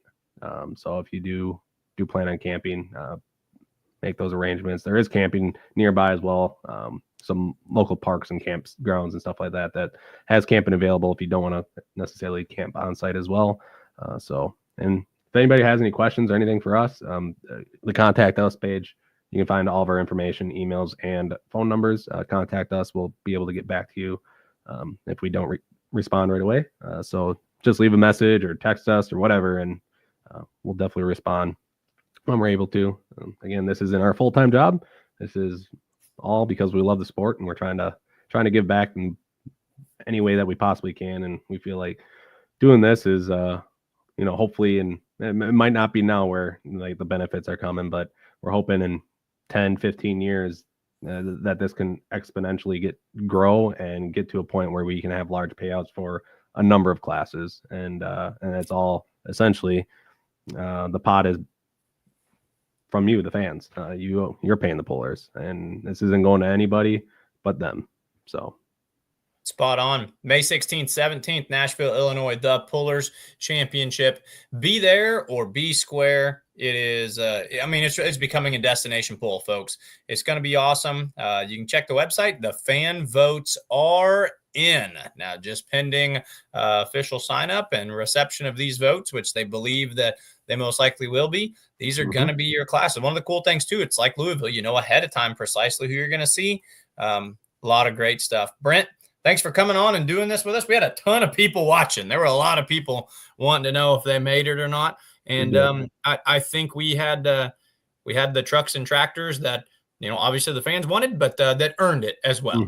So yep. And the other thing too is if you've ever historically looked, a lot of pullers that leave this event usually go on and do pretty well throughout the season. And we've had many of throughout the season after they pulled at our event, go on and win championships too. Yeah, we did the math on that a couple weekends ago, and it was something. It was like way stupid, crazy high. It was like last year, like 5 or 6 or 7 of your session or weekend winners went on to win points championships for the year. Yeah. This is a place people want to pull, and it's weirdly getting this aura. Like fans, if you're into that kind of thing, like if you win here, it's kind of an indicator. So.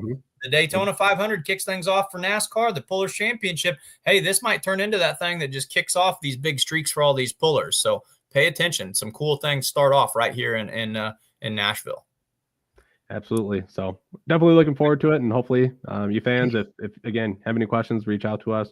Otherwise, please, if possible, make a weekend out of it and come enjoy a show in Southern Illinois. And if not, the live stream will be available on the website, and hopefully tune in either in person or online. Perfect. Brent, thanks for your time tonight. Have a great rest of your evening. Thanks. Take care, Michael. Yep. Take care.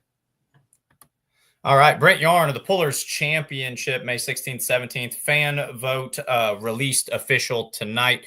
They, of course, got their qualifying classes, their qualifying pullers, and then the fan votes. You just saw those live. Going to shift gears a little bit now. Pete Petznick is waiting in the green room back here. I'm going to make sure everything's good with him. He's going to give me a thumbs up to make sure that he's ready to rock and roll. And as soon as he is, we will bring him on stage. He's going to tell us about a really unique opportunity. Calls it Case for the Cure. Pete, how are we doing today, sir? Absolutely fantastic. How are you, Mike? Hey, we're awesome. That's what we love to hear. Case for the Cure. I'm just going to turn it over to you. Tell us what's going on, where you're from, what this represents, and how fans can be a part of it. So the Case for the Cure is a donation tractor that was, the concept came together roughly 11 years ago. This is actually our 10th tractor that we've put together, and we've donated the proceeds for this to St. Jude's Children's Hospital. We've raised roughly $693,000 for St. Jude's. It's all about a mission of just trying to reach and help kids. This year, we're doing something a little bit different where we're doing a split. It's going between St. Jude's Children's Hospital and Shriners Hospital to benefit those in our society that are just facing immense challenges just by either being born or just by the card that they were dealt in life. Yeah. So this year's tractor is a Case. It's an LA Case. Case used a letter designation after they switched from the cross motors over to like a letter series, and eventually went on to the number series, 100 series, and then the 1,000 series, and et cetera. And then like going on with International, buying them out. But this year, this LA Case, it is an absolutely beautiful tractor. We had the opportunity to debut it at the Oklahoma Winter Nationals, an antique tractor pull in Ola, Oklahoma, back at the that was at the end of January. It still had a few kinks to get worked out of it, but we got it up and going, got it tuned in, and put it out on the track. And after about the third or fourth hook, it really started coming around. This thing is going to be a good competitor. Nowadays, we like to put together a tractor that's going to be competitive in the top cut classes, where the top of the tires are just cut back and laid back instead of a full cut all the way in front of the full bar of the tractor. And it seems like the transition, if you're looking for numbers and if you're looking for money when you're going to antique tractor pulling nowadays, if you can figure out how to pull with a low hitch and top cut tires, that's where it is. And that's where kind of our MO is. The tractors aren't near as fussy. You don't have to have these big cubic inch engines. You can take a basically stock tractor and do some just minor things to it and make it into like a proven competitor quickly. And that's what we're going for. What weight class would this be applicable in, with the classics or the antiques? So this one is going to be it. Some people were really shocked. I was pleasantly surprised. We were hoping it would come in under 5,000. With me on it, it was 49.30. So it was like, okay, this is perfect. And I'm roughly a 200-pound guy, so even a heavier guy can get on it. Those tractors are a little bit nose heavy, even though we did some weight, reduction on the tractor. It's very well balanced. It's going to run 5, 55, 6, 65. So there's a good range for it. And that's where the big number are in those classes. If you can get a tractor that's in that 4,500 to 6,500, and then in the antiques to tractor classes, you've got something that's just really, really there. And folks, if you haven't been to an antique pull recently, or if you're big into, top 3 association pulling, like I was for a while, go watch one. I had the opportunity to announce at one in the off season, and right there at that 5,000, I was going to guess 55 when you were telling me the weight. What they'll do is they'll make a whole afternoon of their competitive session, and they'll just go back and start hanging weights on these guys. So if you've got something that's starting at that 5,000 pounds, you can go back and put it in classes throughout the day, and it's just going to set you up. So is this going to be something about what we're looking at right here? Yes. This is the vehicle, right? That is the vehicle. It's got a different set of rear tires on it now. Those are 16.938s on it in that picture. It currently comes on a set of 16.934s on what's basically called a super light wheel. The guy that pioneered those wheels actually had the predecessor to this tractor, which was an L, the unstyled version of this, Alcatraz. I've actually got that tractor now, and Chad Anholtz had built the wheels that were on Alcatraz, and they are now on the Case for the Cure. It's actually called LA's Finest, was what the nickname was dubbed by Judy Pruitt. Her and Kevin Long, they're a team together. They're the ones that pioneered putting this thing together. And so we gave her the opportunity to actually name the tractor. What's very unique about this, not only is it a charitable deal, which you can get tickets by going to, hang on, brain, come on, kick in. Oak Grove Tractor Pullers, and it's all done through Zeffy. Clint Tucker with What Smokin' Promotions was gracious enough to allow us to use his platform so that we could go on and get the link, and all the money gets transferred electronically. It's easy peasy. You can go on and get tickets. They're $20 for 100, $20 for a ticket, and then $6 for 100, and then $15 for 200. And like I said, all of this money goes back to the hospitals. We get people that donate parts and pieces to actually make this happen, and then we find a champion, somebody that's going to take the tractor and okay, we're going to make this work. We're going to find members of our community. We're going to find pullers in our area, and they're going to work together with others to put the tractor together. Sometimes it's just we've got a good running pulling tractor there that just we're doing lipstick on a pig. Sometimes it's okay, no, this needs a lot of work, and this was one of those lot of work tractors, and they completely go through the motor, go through, paint everything, get somebody. We sent it to some big names like Adam Cam, and he's big at building front ends and weight brackets and wheelie bars, but he actually put the front weight bracket system. Babbitt Farm Fabrication and Cap Brothers Motorsports put together the front rails on the tractor, and we ditched the original pedestal underneath the radiator, and then Adam installed it for us and did a few other things to it. And then Kevin Long and Judy Pruitt, they're the ones that took the tractor in and started going through it, checking out the motor, found, holes in the oil pan and quirky things like that, checking things out. And then it went to East Tennessee to Jonathan DeVotai, who is a phenomenal builder that did the wheelie bars and the hitch for it. And then Timothy Cutshaw did the brakes. He installed the brake system. Actually, Chris Albright out of Alpena, South Dakota, is the one that put the brake system together. He and I worked together to engineer that system. There's a list of names that I can't even try to encompass just in this short video cast that we've got going on. But it's all about. Go ahead, Michael.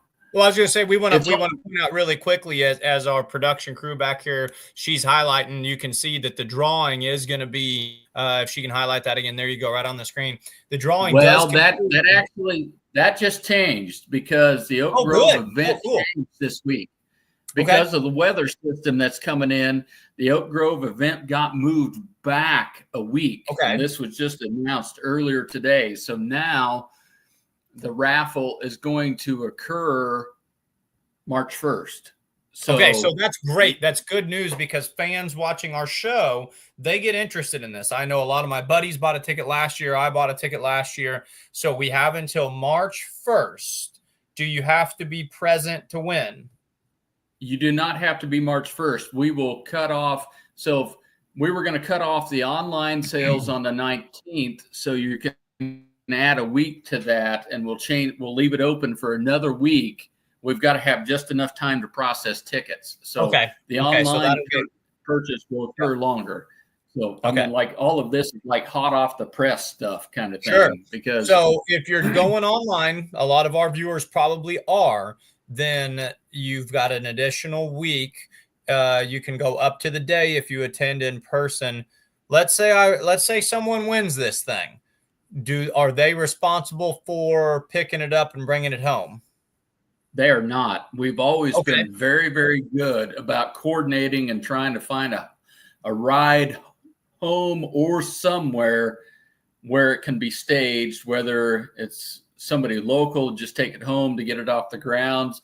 Most of the time we can get it within an hour or two where it actually went. Where is the tractor gonna be at? Where's it moving from, or where's the drawing at? So it's going to be in Oak Grove, Kentucky, which is right on the Clarksville, Tennessee border. That tractor pull was supposed to happen this week, but it will now occur next week. So that tractor pull will fire off Thursday. It'll run Thursday, Friday, and then Saturday, midday, that tractor will be given away. Perfect. Yeah, this is an awesome thing. I know you guys did this last year. You had a Massey Harris that you raffled off last year. This year you've got the case. Massey, the case for the cure. Proceeds are going to St. Jude and Shriners, I believe. Is that what you said? They're going to be going to that. Just things that I'm a huge believer in. Give kids a chance. Regardless of whatever got them to where they are. Kiddos are the ones we need to look out for. Kiddos are your biggest fans at a truck and tractor pull. So fans, buy a ticket, buy a couple tickets. The deals are good. Why you need a pulling tractor? Everybody needs a pulling tractor. Why buy one when you could win one, right, Pete? Exactly. We've been doing this for a long time. This is our 10th tractor that we've given away, and we have had just so much fun doing this over the years, and it really just draws the whole tractor pulling community together. Wonderful. Well, we thank you for coming on the show tonight and telling us about this great piece of equipment. So the drawing is extended online a week, and then up to in person on March 1st in Oak Grove, Kentucky. Don't have to be present to win. They'll contact you and they'll make arrangements to get it as close as they can to your neck of the woods. You got any closing words for us, Pete? No, sir. Thank you for your time. Best of luck and keep on pulling. Thank you, Michael.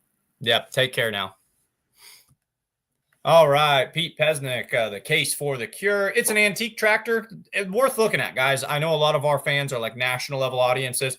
Make it to your local tracks and support these as well. They are really an entertaining thing. I know I've been working with a couple of clubs around here lately in the Macon, Missouri area. They're not your grandpa's antiques. They'll turn your head. The proceeds are going back to kids, supporting kids, fighting the fight out there. Everybody needs a pulling tractor. Go buy yourself a ticket.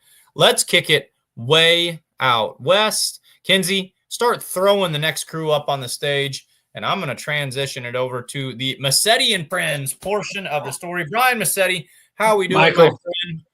I'm good. How are you? Couldn't be better. I'm home the Monday after the National Farm Machinery Show, and it was a phenomenal time. Looks like you guys had a good weekend. We had a wonderful weekend. Or more than a weekend, yeah. Yeah, weekend. At what time? Yeah. When you're on the road, truck and tractor pulling, time loses all meaning. So thank you to all our viewers out here. Jason Schultz is traveling at the time. I'm going to pardon myself and go pretend that I have a real job for a little bit and enjoy this exclusive, entirely Massetti and Friends, kind of beer moneyless portion of the show. We were told that we're leaving you unsupervised, but is Jason really supervision? if Jason is what we consider supervision, then I'm a little concerned. So, But I think you and Kinsey fulfill the role as the adults in the room. I don't know. We had pizza Saturday night and he paid for it, so I'm not gonna say anything bad about Jason. So cool. Hey, have a good show, guys. Thanks, Michael. Hello to all the West Coast audience, and have a good night, everybody. Thanks for watching. Thank you. Bye, See you Mike. later. What's up, boys? Well, this is weird, huh? Yeah, this is weird. It's like when your parents are out of town and you got the whole house to yourself. Yeah, except Right. like they're also watching right now. So Right. Oh shit. Yeah, and the boys, I guess I'm here with you, so it's not that cool. But anyways, hope we don't screw it up too bad. Yeah, everyone here's parents are watching. That is true. Yeah, it's true. Wow. Yeah. That's cool. I mean, So that's let's just behave. literally We'll have 4 fun. people, but Yeah. Anyways, Still true. so how is everybody? Pretty good. not too bad. Good. Pretty good. Yeah. Steve, how's the crew? Everybody's Family? good down here. Yeah, it's quiet weekend. It's good. I cut down a tree today, so I cut down part of a tree that annoyed me today. So Nothing good. wrong with that. That's pretty Yeah. good. yeah, it blocks Get up my shit done. my vegetable garden from the sun. So took care of that son of a bitch. Oh, can't have that. No, it's not exactly my tree, so Ooh, see how that goes. it's fine. I didn't know we were having a complete honesty hour here tonight, but okay. It's okay. It's a Nobody, productive day. That's all. Good. Good. Hey, Trev, is everything okay? I noticed you're not in Bree's room. Yeah, what's going on? I In a just kinda hospital? worked out. Huh? Are you in a hospital? No, it's my bedroom. Your bedroom has those hospital drapes? Why do you have hospital drapes in your bedroom, dude? Wait a second. What's going Yeah, on is this there? Yeah, it's real. Yeah, it's real. Really real. Oh, I feel like there's a lot of questions that need to be answered. Explain it, Do Trev. you live in an old hospital? No, it's because What do you call those? What, like, is there a nickname? no, not really. No. Oh, sorry. But they're The hurting curtains. shades. Because Owen and I share a room, and so like he goes to bed a lot earlier than I do, and a lot of times I'll stay up doing homework so that way I can keep all the lights on and he can close that off, and it's dark in there and he can go to sleep. Is he in bed right now? No, but his bed's messy, so I pulled the curtain closed. Oh, nice. I can open That's it. also smart. You don't have to make your bed. You don't have to. You can open it if you want. Boy, I hope he's not there. Oh, wouldn't that be something? That would be bad. Yeah. Yeah, there you go. Yeah. Well, I guess, do what you got to do there. A little privacy curtain. James, what are those really called? I'm not at liberty to say, but but I know it's not hospital curtain. Oh, Oh, shit. Well, cool. Anyways, Kinsey, has Jeremy Correa tried to? There he is. Hey, Jeremy, how are you? going on? Not too much. Thanks for joining us tonight. No problem. So, I was just going to give a little recap of last week's event in Tulare at the Max Cackle Winter Nationals at the World Ag Expo. Couple shout outs. Mark Zons won in the light modified tractor class with bailout. Steve Melanejo with the Italian Stallion took the modified tractors, super farm tractors. Kyle Brock and Paul Ribeiro, that new John Deere super farm. Holy shit. They put 45 feet on second place. No shit. That was an awesome pass. And the rest of those tractors are good too. So that was pretty impressive. And then the rest of the winners are right here with us tonight. Old Trev there, he took Yellow Fever and won in the pro modified class. And then, I don't know which one you drove first. Probably Smokey. Smokey, yeah. He drove Smokey to first place in the limited pro stock class, jumped in Yellow Fever and got first place there. And then Jeremy Correa came, you were last in the class, weren't you? Yeah. Yeah, came from the last, and you put 13 feet on him. So You That were was a good pass, and that track didn't get any better. No. Yeah. No, I got a lot better at the end. So congratulations to all the winners, but especially you guys. So Jeremy, why don't you tell us a little bit about yourself, pulling wise, or well, Oh, you let's better start hang on with a sec, bro. Oh, Got a video coming. oh, super slow motion. Oh, there you go. Oh yeah, Yeah, that was a pretty good pass. Mm-hmm. a good pass.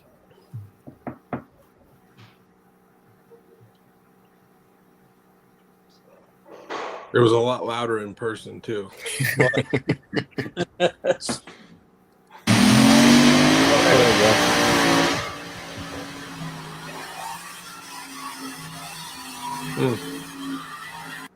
Moving. That was a good pass. Mm-hmm. Everything. We didn't expect that at all. Yeah, that came out a lot better than we expected. Yeah. For what That's always good. and what they did, I guess, compared to the first run we made out there back last year in April compared to now. Yeah, that's a lot better. Oh, for sure. Definitely. And we'll be back there again in a couple months, I guess. Yeah. In April again, I believe. What, April 12th? I think so. So, good deal. Well, Jeremy, tell us a little bit about yourself, if you would. What do you do? Tell us about your family. Well, I'm a salesman for Garton Tractor, which we're a New Holland, and a New Holland dealership with Hitachi construction equipment. So, salesman for that. My wife, Catherine, 3 kids.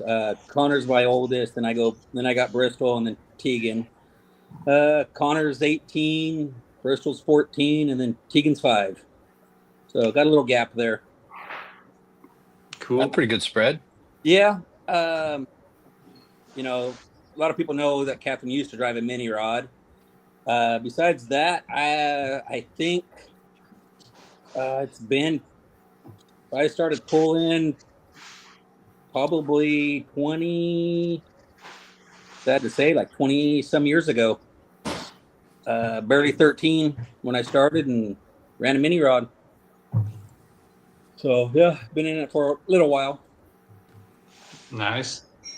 Now, your kids are they still really into the showing the animals? Oh yeah. Actually, that's where I just came from. Probably about a half an hour ago. Was from the barn. That's a whole new project. That's another job doing that. So Connor's at Modesto Junior College. He works with the swine unit, so he's working with pigs all day long, doing that. And then we have, I think my daughter has 3 pigs and a goat in the barn right now. So yeah, it doesn't stop. Wasn't Connor big into showing cows? Yeah, I don't know if it's Connor big into it or if it's mom, more Catherine's deal. She likes the outside. Yeah. For the whole association, so she works with cows and dairymen all day long. Okay. So, but yeah, Catherine started young, showing animals when she was young, so it kind of traced down. Catherine pushed the kids into it. Now that's what they love doing. Well, nice. Cool. I don't know if that's easier or harder than tractor pulling, but I know it's not easy. That's for sure. Getting the kids to do the work that needs to be get done is kind of tough sometimes. Yeah. So that's I don't know. I would say it's probably a little bit more work than tractor stuff is because I mean, to be doing it right, it's 2-3 hours a day with animals. Yeah, you don't have to feed your tractor every day. No, it's just on the weekends. Right. Sometimes it costs a little bit more though. Yeah, well, I'm not saying it's cheaper, but yeah, definitely a time investment. Yeah. So. Yep. So, any plans or changes on the tractor pulling for this season, or you guys? No, we actually even over the winter, we didn't change nothing in the tractor. We just pretty much kept it the same. We pretty much just parked it. just did winterizing it, and that was about it. I had to freshen up one motor, just because I had so many runs on it, but that's about it. I mean, we didn't do any changes on it. Left it all the same. If it ain't broke, don't fix it. So, and there's still no plans on changing anything on it. So, cool. Where we're at. Good deal. Well, it works pretty good. Yeah. I was gonna say, yeah. Cool. Well, does anybody else have any questions or anything you want to know about Jeremy? Jeremy, do you know when the first tractor pull, or when or where the first tractor pull you ever went to was? Mine, I don't remember. I was young. Tractor pulling wasn't on my mind. I don't really 100% remember. Only thing I do remember, I remember where it was at. The first time I ran the mini rod was actually down. Brian, you might have been there if you can remember. I believe it was down in Victorville, down in the baseball stadium. I don't remember. But I remember a baseball stadium in Victorville. I want to say it might not have been in Victorville, but I know it was down. Huh. But I remember it was in baseball stadium because they had to bring dirt in. You see that at Fresno. What did you guys start with, Jeremy? What did you guys start pulling with? I know your dad's been doing it a long time. How did it start? I started with the mini rod with the blown 572 Rodak. Mm. And then I think it was about a year later we were in the process of building another mini rod, and that's when we built the other mini rod with putting a Hemi in it. So I'm gonna say we ran 2 mini rods probably about for 4 or 5 years. And then the multi-engine, the 4-engine that we had got from, I believe, Brad Campbell. We got that from him in Canada. We ran that for, I want to say probably till 2002, maybe 2001. We ran that, and then eventually just built the one we have now, and we've been kind of just changing that thing over. We were changing that thing over little by little, just updating things. But my dad bought the chassis from, I believe, Cameron Neves. We bought that chassis from, because I think he only ran it for a couple years and decided to get rid of it. We got it from him and started building some Hemi motors to put in it, and just kind of updating things, and we are now where we are. Right on. How do you like the 3-engine compared to 4-engine configuration? I think for out here, I think it's a lot better. Yeah. It's just the way the tracks are here, you get a little bit more weight transfer, being able to move some weight around. Yeah, that makes sense. It does help. I honestly think, you can go back east and run it, but it's just, you better have some power. Them boys back east are making some power. So, yeah, for here, I like it for here. It works good. Yeah, it works good. Cool. Go ahead, Kev. I was getting, didn't they, you guys went back, what'd you go run with, was it NTPA or? We ran the PPL series. A PPL a couple years ago? Yeah, in 21. So, yeah. I mean, didn't get no podium, but I was happy with what we did.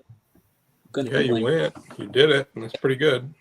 One of those things not a lot of people can say they went out there and did it. That's For true. Sure. It's tough. It's tough. A lot of mileage. Especially when you're starting here. Yeah. Yeah. Cool. Well, Jeremy, do you have any questions for any of these guys? No, not that I know of. Not yet. All right. Well, if something pops up later, just fire it off. Yep. So this is the point of the show where we turn it over to James, and he has a pretty fun little game we play with Facebook Marketplace. But first, he tells us where he is and how he got into this said place. So James, take it away. Yeah. I'm in the business school building tonight, which they close at 10 and they normally sweep every room, kick people out. But I'm in the the furthest back room. They've been a little bit more relaxed. If I get kicked out, I'll just move to a different room, turn the lights off. But yeah, it's pretty cool. I've got a whole 3 screens in front of me and 2 projectors behind me, and this screen too. So very advanced. But yeah, that's quite a setup. Yeah, and I can see you guys this time. Oh, that's new. That's nice. It's a little different. So, anyways, Jeremy, if you haven't seen the show before, essentially we're gonna play a little game here, and I'm going to show you a Facebook Marketplace ad. You're gonna have to guess the asking price, and it's the closest answer without going over wins. So it's Price is Right rules. You get 1 point if you're the closest answer and 3 points if you get the exact number to the dollar. And then the winner, which really we don't honor this too much, especially for our family members, but if you win, you may get a GSI t-shirt, free GSI t-shirt. We don't guarantee the year or the size though. So, yeah, but it's a good time. Any questions before we get started? Anybody? I have a question. Has anyone yet received a GSI t-shirt? Yes. I believe our first winner of the show is Kevin Lucas, I think. Kevin got one. Not this Kevin. I know that. Did we give him a shirt? Yeah, I gave it to him. He got a new one and the right size too. Oh shit! Yeah, That's we started not off in keeping with really good. Pretty impressive. Yeah, well, then Uncle Kev went on a winning streak, and we kind of said screw it. So I know, and I never It's stopped. unfortunate. Well, Yeah, that's not he's true. going. Who won last time? Bree? Did you win, Kev? Pretty sure I won last time. Kevin won. yeah, I last think he time. did. Ah, yeah. Well, anyways, Good luck, Korea. Yeah. Tough game, brother. this first listing is a 3.0 truck. It's called Ain't Cheatin' Yet. It's ready to go. It's got 14 hooks since a complete refresh. It's a 12-valve Cummins with Steed Speed manifold, Weimer turbo, Northeast 14mm B-pump, billet triple feed injectors. It's got only 4 hooks on a rebuilt clutch. It's got bell housing, Profab drop box, 4 extra sets of gears. It's got a Dana 60 front, I assume, with a Dana 70 ring and pinion, full hydraulic steering, coilovers inside factory coils, lightweight front brakes, complete RPM data logger, and gutted cab with just bedsides. It's pretty much all the information they gave. Pretty good looking truck. I think this one's in New York. Yeah. And, I don't want to show up Kenzie too much here. I did, that comment's gonna. That's right. Comment, getting in the way here. I like that guy. Yeah. But I'm implementing for this episode a huge technological advancement. Oh, sweet. We're now having a live leaderboard. Ooh. As you can see, very advanced. Are we supposed Whoa, to? that is nice. Oh, Nice. behind you. Yes. Okay. Is this what college education's getting us now these days? Yep. All Pretty much. Yeah. Yep. Is that like a dry erase board, James, or is that like a? Yes, it is. Oh, are you using permanent marker? Yeah. No, it's a Expo marker. Okay. She's a Not paint drawn on pen. walls. Yeah, definitely. So, anyways, we're gonna This start is off good. with. That's Brian. pretty cool, Jim. Thank you. That's very nice. Production. I'm going to go with a nice round 75,000. 75. Okay. Oh shit! I didn't get a piece of paper. 1 second. All of our technological advancements. This is Here good. we are without a piece of You're paper. just gonna write it on the whiteboard. That would have been a really good idea. On the, no, I don't want to turn around every time. I was too focused on my innovations. Ooh, Tommy Reedy. He's guessing too. That's pretty specific. Jessica. The next one's So Dad, even more. you said 75, correct? Yeah. Okay. Steve? 62,000. 62. Just give me 1 second here. Your pencil run out of lead? Kev? Well, I was going to say 60, but that doesn't give me much room. 65. 65. Okay. Cheating Trev? I know I saw this like a week ago. I want to say. Is your phone in view? No, it's not. My hands are right here. Maybe Put it put in your Owen's- phone on the ceiling fan or something. Put it behind Owen's hurting curtain. Yeah. How about I'll just put it right here. Oh, that's cool. That's Yeah. good. Yeah. You should. Yeah, this truck's not for you though, Trev. Ain't Why cheap that? yet. Oh, Ain't Gene, yeah. He'd have I to like rename how it. They put the little emoji over the turbo wheel. That's pretty good. Oh yeah, that's smart. Because can't let nobody see that. Yeah. I'm gonna go 76,000. 76. Mr. Korea? I'm gonna say 80. 80. I like it. Oh, dang it. Must be low. Guys, this one is actually 75. First guess was dead on. Wow. Yeah, we got 3 a points. we got a dead on, huh? Starting off very strong. As you can see, live leaderboard, which you can't even see, but whatever. Anyways, next listing here is this 1934 Ford pickup. It's was converted to an extended cab to give you a little bit more room there. It's got a Cummins 2.8 liter, no def, 5-speed transmission. It's tube frame, narrow Dana 44s with 373 gears. It's got AC, tilt steering, some pretty sweet Jeep seats there. Very, very comfortable. And like I said, cab stretch 12 inches. The interior, very nice, as you can see.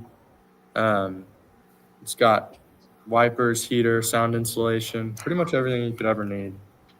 And California title, approximately 1,000 miles since the rebuild.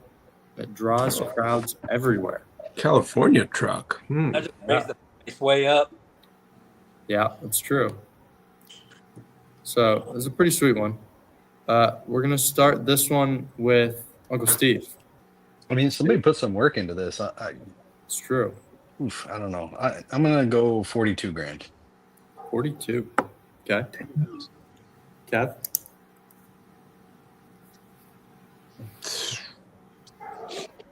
Uh, 60. 60. Trev? 35 grand. 35. Jeremy? Let's go 55.5. 55.5. I like it. Dad, last guess. What are you thinking? Well, 35,000 was my number, Hmm. but then Cheatin' Trev took it, so it's Yeah. probably right. So Yeah. I'm going to say 35,001. Wow. It's a good move. It's a really good move. Great move. Well, if Trevor already got it, you should just match him. That's a good point. Trev did not get it, though. Actually, Nice. nobody got it except, I believe that was Dalton. 65. I thought about going with Dalton too. Yeah. Damn it. I'm pretty sure Dalton sent me that one like a couple days ago. Jeez, I wonder Dang how he it. knew. Yeah, so he was dead on. Dalton, unfortunately, not on the show, does not get any points. But Kev, 60,000, deserves 1 point. Well, that's less than 3, but It is I'll less take than it. 3, but it's more than 0, which is where Steve, Trev, Jeremy, and myself are all at currently. Sorry, guys. It's okay. Still early. This next one here, there's still plenty of time though to make up. This one it's another diesel truck, but this time just the body and frame. It's a 94 second-gen Dodge with a 10-foot bed. The body is as light as you can get one. It's got a Lexan firewall, 158-inch wheelbase, boxed frame, and a 2145 rear axle housing. This one's pretty tricky. I don't know. How can it have a wheelbase when there's no front axle? That's what I was Boom. Good question. Very good question. Great And question. I saw this ad. That's a problem. Like you're scrolling through Facebook and these stupid ads pop up, and James is probably going to find this. I try to remember. I can't remember shit. Anyways, It's from the guy who nailed the first one, right? Yeah. Can't remember shit. Mm-hmm. dumb luck, man. Mm-hmm. Kev, you're going to go first here. What are you I'm thinking? gonna go. See, I saw this one the same day. Pretty sure I saw said that. Kev. What's that? You said Kev? Yeah, Kev. What was Trev going to say, though? Just real What quick. was Trev gonna say? Kevin shouldn't have said anything. You should have kept your mouth shut. I mean, it got no wheels on it. No, That's no true. wheels. And no motor. Wheels, Kev. Ain't got no wheels on it. There's a Yeah, whole no lot of wheels. nothing. So you're buying the bed, the body, the firewall, the non-existent wheelbase, the frame, The actual housing. It's And the the body rear and the axle. frame. housing. Well, but it does have that 10-foot bed, which is nice. Mm-hmm. I probably put in. I'm gonna say like 15,000. 15. Is that a good guess? It's a guess. It's a guess. Trev? I was gonna say 9,500. 9,500? Mr. Korea? Put me for 12. 12. Dad? 6,000. Oh hell, I went too high. Or I went too low. You never know. Uncle Steve, last guess. 10 grand. 10 grand. I really hope it's high. So, That was a pretty good guess. Come 10 on. grand. son of a Oh, 3 points, yes. Uncle Steve. Damn. Does anybody want to know Steve. my strategy on that? What was I your was pretty strategy? sure Trevor knew the answer. Didn't want to get it exactly. He didn't want to look No. like he was cheating. So I figured Yeah. I was just going to go a little bit higher than Trev. I You've cracked remember the it being code. around 10 grand, but I didn't know if it was like right below 10 grand, so I figured 9,500 was safe. But I know I had I to take think that Uncle risk. But Steve nailed it there with the why didn't I say 10,000? I don't know. You Way to said go, that- Steve. Trevor hadn't gone yet. yeah. yeah, true. Yeah, if I let Trev go before you, it would have been a different ballgame. I know exactly. This next one, I think there's still 4 left. Plenty of time to catch up. Right now, Brian and Steve in the lead with 3 points. You can't even see it. Kev trailing behind 1 point. Still plenty of time, though. This next one is a Hyundai Elantra conversion. I've had a lot of these conversions. This one's a little unique considering it's a 4-door vehicle. So I don't know really what it's definitely not finished. That's a whole different car at the bottom, though. Is that Like at the bottom left? cardboard? Is it a whole different car or is it just It's pre-conversion? pre-op. Okay. I think it's yeah. Yeah, it's pre-conversion down there. Pre-op. The other one's Yeah, it's got that chairs same in the dent back. on the fender. Yeah, it's interesting though. Like I've I got a wonder lot of what the chairs in plan there. is for the fourth or the the back row, because that's kind of genius if it's going to be a truck bed, easy access from the sides. I want to know why they cut the back of that car off. They had to fit on them chairs. You see the chairs? They would not have been able to get those chairs in there. Anyways, Yeah. it's got 135,000 miles. Huh. The conversion is not fully complete yet, but it is fully functional. Wait, Trev, James, say that word. What is that? A ute. You never Okay. heard of a ute? I was just making sure. Yeah. Everything What in the the fuck car did you still think works it was? Yeah, I was gonna say. I don't know. An ute? I'm not sure. Like only one way to pronounce that. Well, not necessarily. It's converted to a It's an Australian thing. Ute. It's a Ute. Yes. Anyways, it needs a little bit of TLC, but it's a cool car. You gotta I put think the there's a back lot of back on it. potential with this base here. You could see how many chairs it can already carry. Imagine if they get a tailgate. I don't know, or like You make build the some doors side racks and get like double the chairs. open. Yeah. I don't know why. So anyways, surprised that window's not broken yet, but I'm sure that'll happen soon. Yeah. We're gonna start this one off with Cheatin' Trev. I'm curious where is that a strap in the top right picture? Yeah, it's kind of just hanging on the ground though. Yeah. Okay. I was wondering the same thing. How got- are they securing the back? Well, they got to throw it under and wrap it back to itself. That's what I was thinking. That's Like, is it going all the way 100% what through they the did. drive shaft, or it's possible? It's front wheel drive. Yeah. Oh, true. Yeah. Yeah. I mean, actually, I'm not 100% positive, but odds are pretty No, you're good. probably right. You're fine. I think that this thing is worth no more than $2,500. I don't care what you think. What's your guess? $2,500. Oh, okay. It's 2,500. That's the Jeremy? cost of the car. Go 3. 3.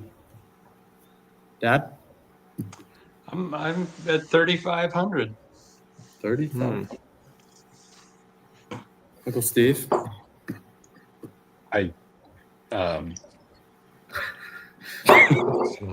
Man, I mean, Trevor was right. It's worth no more than 2,500.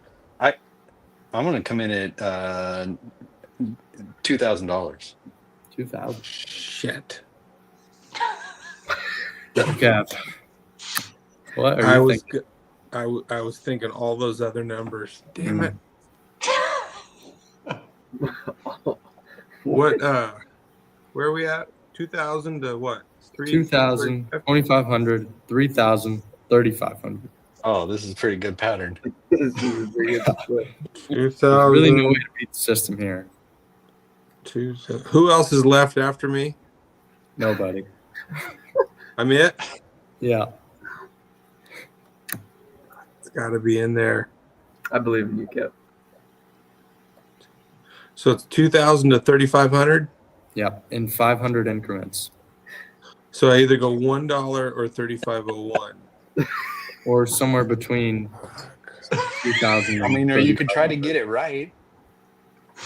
Yeah, but nobody knows what it is. But I do. No shit. That's part of the game. So that's why He's I'm really going struggling between with two this numbers. one. Whose guess did you like the best? Well, I liked them all. That's the problem. Like them all. I think Jessica's right. You should go I for think you should go with 19.99. Jessica, 1999. That's exactly No, correct. Jessica, that's a terrible guess. It only gives you $2 to make it $1. It gives you that one. Son of a bitch. It's got to be. They can't want 3,501. They could. And there's a license. I mean, it's plate. one of a That's kind, still Kevin. licensed. Presumably, yeah. Fucking 3,501. I'm doing it. Wait for that. Yeah, that was a big build up. Unfortunately for Kev, Son of a bitch. 2,500. Oh, let's go. Kev got it. I'm Good pretty job, sure you already knew because Bree sent this one to me.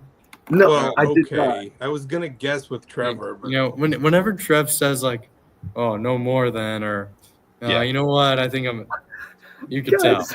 I'm gonna give him the 3 points though, just because it's Thank already you. there's a big tie going on. But I may take him away later. We'll see. Depends on if he's winning or not. I believe we have 2 listings left. Pretty intense game here. Brian, Steve, and Trev all with 3 points. Kev, rare non-podium performance currently. it's all right. I'm feeling it 1 now. point. Let's go. Let's go. Let's get Jeremy, a mud truck. not or on the something. board Let's do yet. it. Still promising here. This next one is it's gonna be a little tough. Probably, arguably the toughest that I've ever given you. Where's Kenny Tally on this one? Let's go. Yeah, you need Kenny Tally here. So this is an oil lease agreement. Oh shit! Oh shit! I have a guess. No. I would like to guess. I was gonna say 1.3999. Were you? Good, because I was gonna say 1.4. Okay, so you're we're gonna cheap switch crap. this one up. The Damn it. closest to the right location is gonna get the Oh, point. that's actually Okay. great. And if you get the right, if you're within, I don't know. If you're really close and it's impressive, I'll give you 3 points. Okay. Are you going to give us the state at all, or are we just? No. No, of course not. So I'll Raw tell you dogging about this it thing. though. Okay. This person's dad and uncle are selling their oil leases. There's 12 leases in total, 51 producing wells, 5 disposal injection wells. Altogether, makes about 25 barrels a day. No, barrel a day. No, it's not pearl. Okay, 25 barrel a day. This is a perfect investment for someone that wants to get out from working for someone and be your own boss.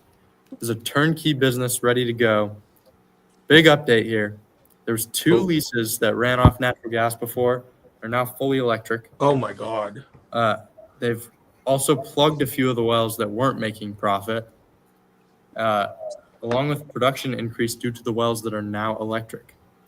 So you weren't supposed to know, but it is valued at $1.4 million.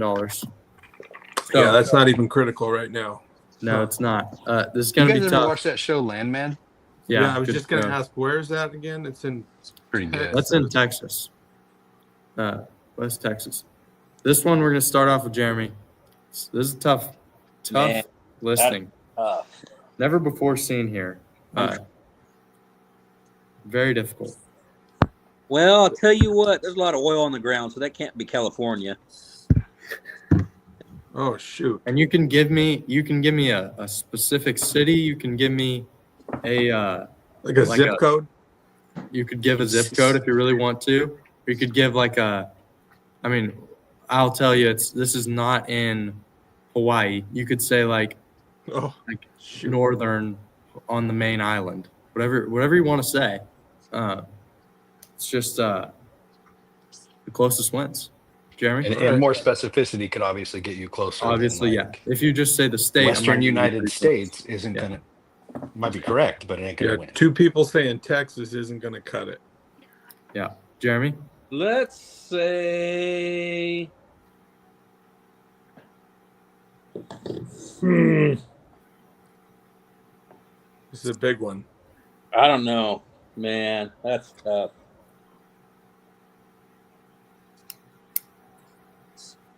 State I want to say it be in, but I just don't know a city or town. Okay, you can. What's that? State still works. I'm gonna say Oklahoma. Oklahoma?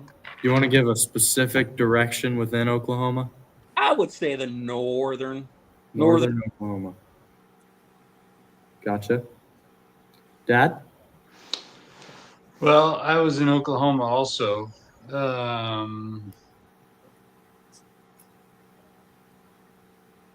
Tulsa, Oklahoma. Tulsa. I Steve? don't know where that is, northern or southern or eastern, but I'm going to go with Tulsa, Oklahoma. Interesting. Steve? Midland, Texas. Midland, Texas. Midland, that's the city. Good Yep. job, Steve. I just didn't want to break it early, Kev. Kev, what do you think? I was thinking Landman as well. Because of Midland. It's a good show. But then I was thinking like Taft. Dude, Oildale. like that's You a can real go wherever possibility. you want to. Or Old Dale. But Jeremy said it's probably not in California.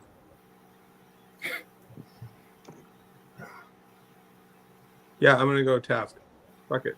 All right, Trev. This is a big guess. This is. Can I ask how? Like, did this just come up on your Facebook Marketplace? I mean, No, I he's searched getting around. oils. He's getting oil wells sent to him No, now. it's just funny. It's a funny listing. I think it's a good one. It's inventive. No, it's a great listing. Yeah, I'm And gonna. it's got a say- twist to it now. It's fun. It does. Yeah. That's only because he messed up. Hey, That's okay. let's plan. It's more fun this way. It's a good Right. plan, actually. I think you guys should lose points for talking shit to James like this. We're just trying to buy Trevor time so he can keep researching. I said it was a great thing that happened, James. I haven't. Thank you. Trevor, get 3 points. Throw a number out, would you? No. Or a location. No, throw a number. I'm gonna go further. I'm gonna say Mississippi. Mississippi. Oh. If it's in Mississippi, this Where is in bullshit. Mississippi? Any specific? Give me the middle. The middle. Two below. Middle of Mississippi. Wow. Let's go down the list here. Oklahoma. Not in Oklahoma. Ooh. Shit. California. Not California. So it's not Taft? It is not Taft. No. Is it in Tupelo, Mississippi? Mississippi. Not Mississippi. That's good to know. Texas. Give me Texas. It's not Texas. Is it Nebraska? Nobody or is even Colorado? close.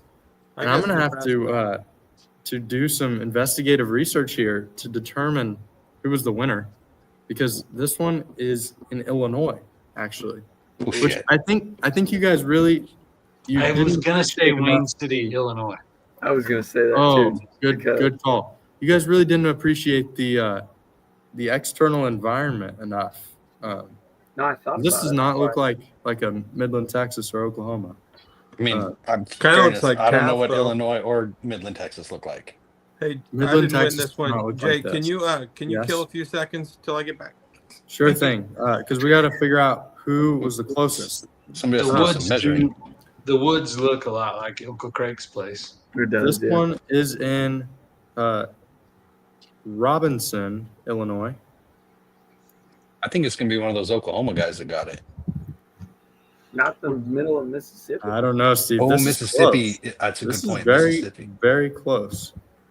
You said You look up Washington. where Robinson, Illinois is.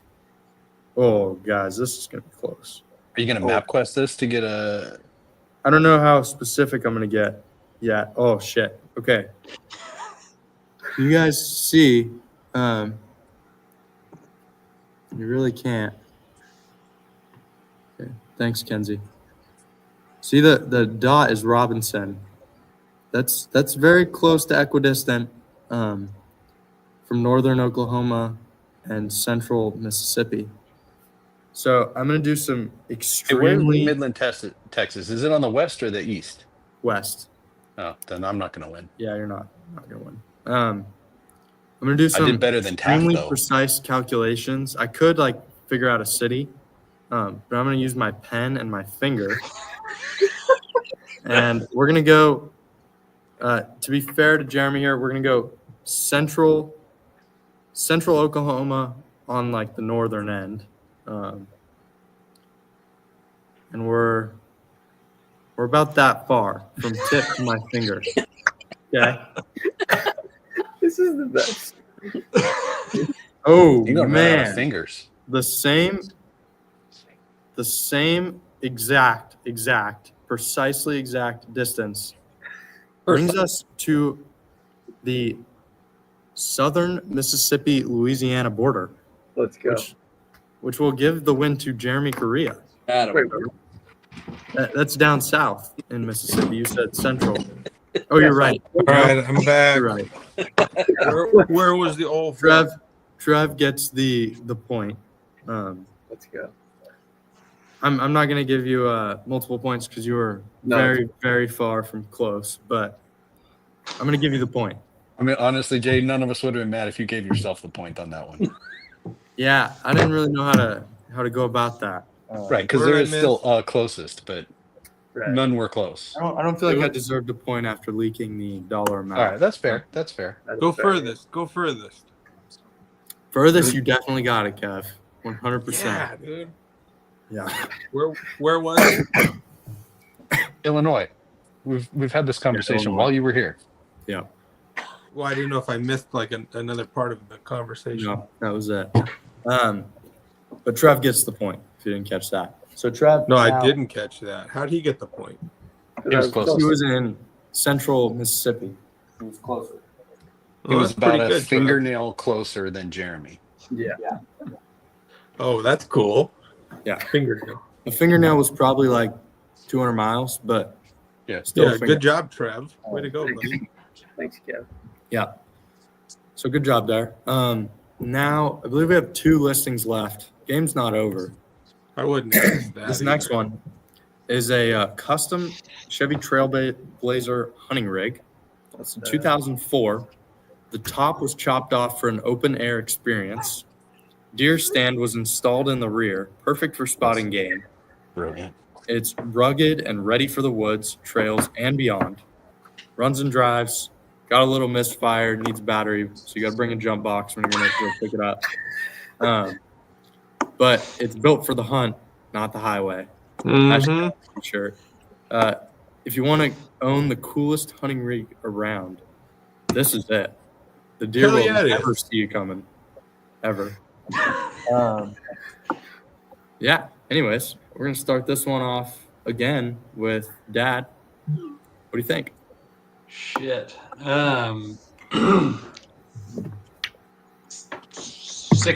hundo.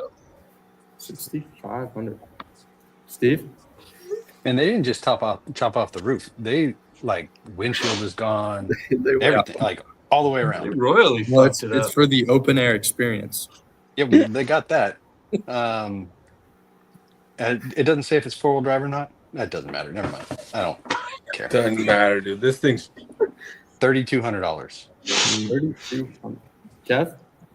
They stole it and they cut the top off. Likely, yes. You want to give a guess or just a commentary? Yeah, I'm looking at it. I wish I could zoom in. But you can just use your fingers. Are you on your phone? No, I got iPad. It'll You probably can work. still use your fingers. How do you can do it? I don't want to cross out of this. Any guesses from the audience? Well, Kev That's $1,000, dude. $1,000? I'm going low. Trev? I'm going 1,500. 1,500 for Jeremy. Trev? I'm going 1,750. 1,750. There's only one reason you do that to a car. You murdered someone and then. Jeez. Damn, Kev. Maybe someone just wanted to go hunting with their friends. Kev? What's that? Maybe someone just wanted to go hunting with their friends. Yeah, but the windshield, come on. It's built for the hunt, not the highway. There's a body went through that windshield. That is interesting. Well, regardless of the reasoning, Kev, $1,000. Dead on answer. Oh my God. Maybe he's right. This is honestly, this is very impressive. This has been, I believe, the 4th dead on answer out of 6 listings. And You one guys of are them couldn't be dead on because of the location. There was a murder went in that guess car. Robinson, Illinois. It could have been. You're absolutely right. So now, Kev, 4 points. Cheating Trev, 4 points. Steve and Brian, 3 points. Jeremy and myself down at the bottom, 0 points. But we're coming back.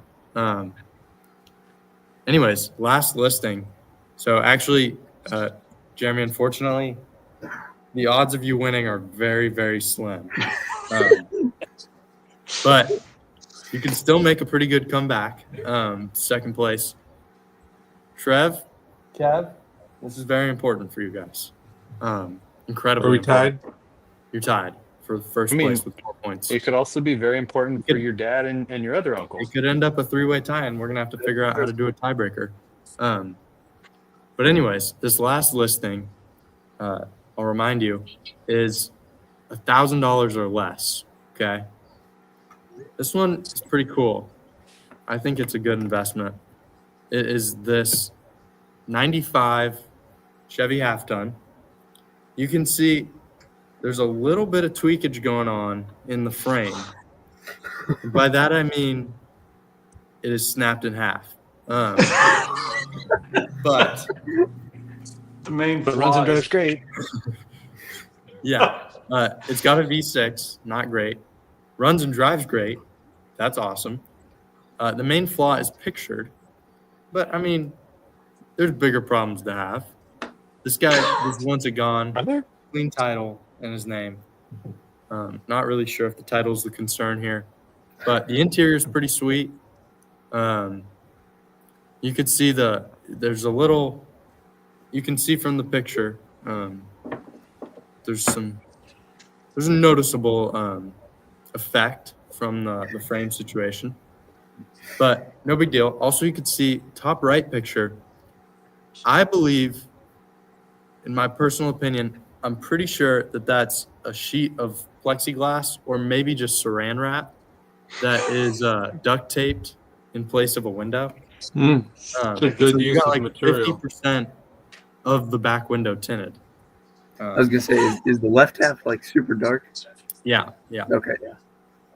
So, anyways, it runs and drives, but there's just a little bit of some work that needs to be done. But that means you get a good running, driving Chevy How truck. the hell do you for cheap. break the frame on both sides like that? Just clean off. It snapped clean too. So I don't know. They were probably doing some dumbass derby race or something. Do you guys remember that Chevy I used to have that we would take up to Gorman?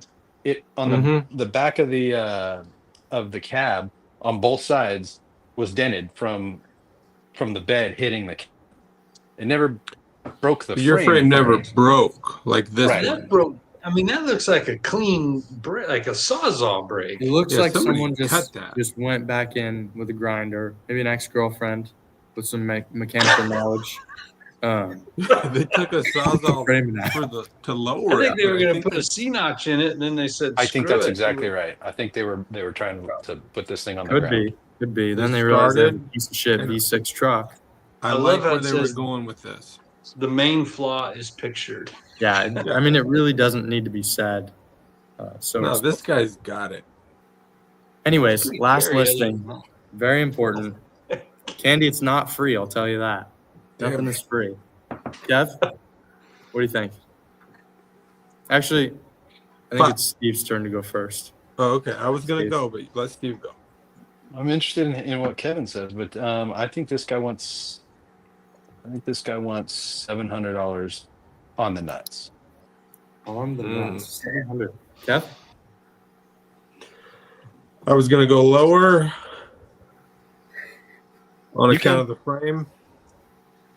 Yeah. But it does run. I don't think that it drives great. It runs. Possibly. No way. I don't think know. he's.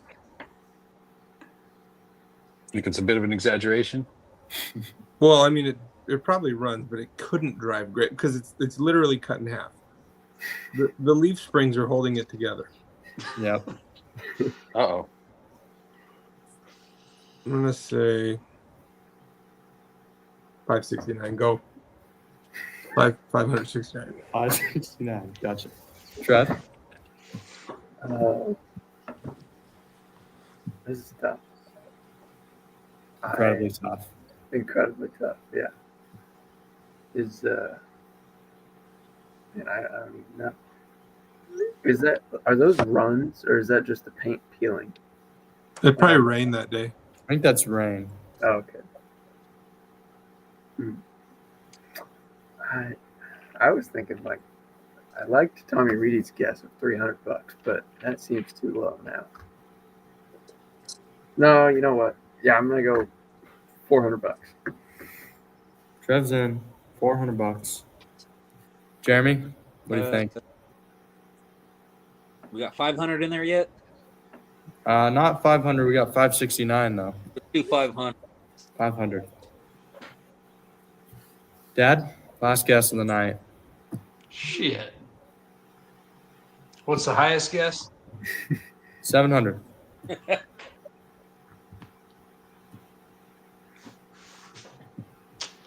I'm really hoping for 570. Come on, baby. I'm gonna go 750. 750. Wow. Come on, James. Give me 570. This does make things interesting. It's $1,000. What? With 750. He's gonna 1 get a point point. for this guy. Oh That my brings us to gosh. a three-way tie. The first place, as you can see from the, as you can't see from the live leaderboard.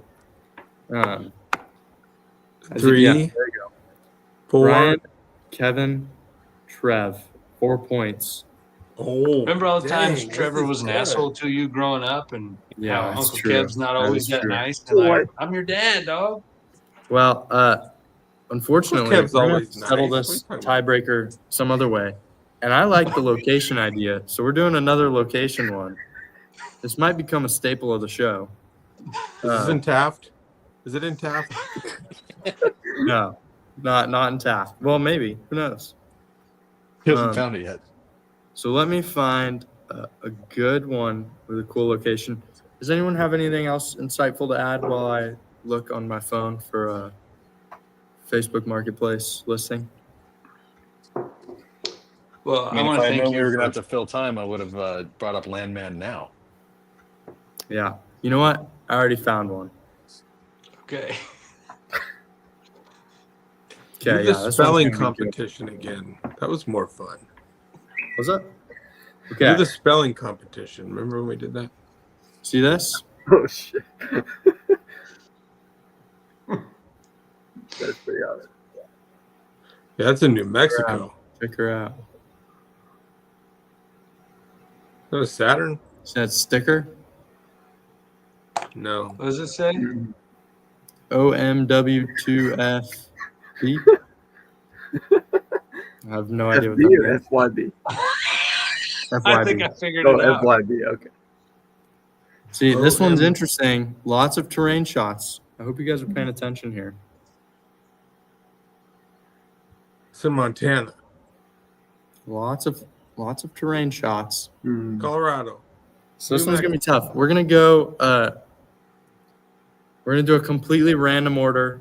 Trev, Kev, and then Dad. All right. And then Steve and Jeremy, you guys can guess too, but it doesn't really matter. So closest location. Yeah, that's all. That's all the information. I'll let this video play while we go through. Trev, Yeah. you're first. Where do you think? And keep in mind, this is the listing location. This hot rod. What can we hear a little bit about this thing? Like what is? No, is it- just guess the freaking state. Do you wanna? Because I do it's wanna hear not about very appropriate, but Yes, absolutely. okay. This may give you a clue about the location too. Don't give him a clue. He's already cheating. Here we go. No, this is for all of you. So if you want to look like you blank your mom and your sister at the same time, You don't want to blank those. No. no idea why I built this besides the Gambler 500. Too many beers, too many hours accompanied by bad influences called friends, and too many tools at my disposal. This is the result. Take it or leave it. This is your best, worst investment you could make. Not even going to lie. This is probably the most reliable car on the road. In the 12 years that I've owned it, I've put well over 150K on this thing and only had to replace the fuel pump. Believe it or not, the AC worked up until we jumped it.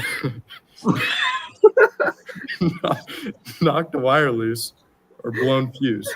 I might actually fix it for you to feel that ice cold air blowing on your balls. It's terrible. No judgment. If that's the case, hit me up. Oh my God, this is horrible. I'm gonna keep reading this. This pile of shit is for sale, not on sale. I know what I got. Yes, it's on 32s. I didn't even read 2 sentences in there. For the better of the show.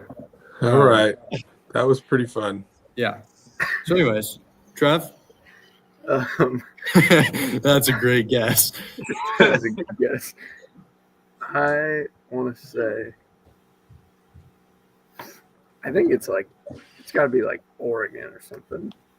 Like, give me Northern Oregon. You want Northern Oregon? Okay.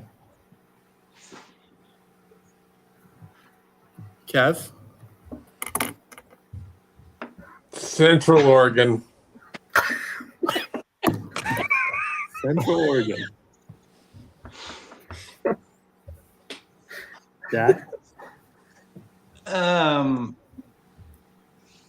Brian, I have a suggestion.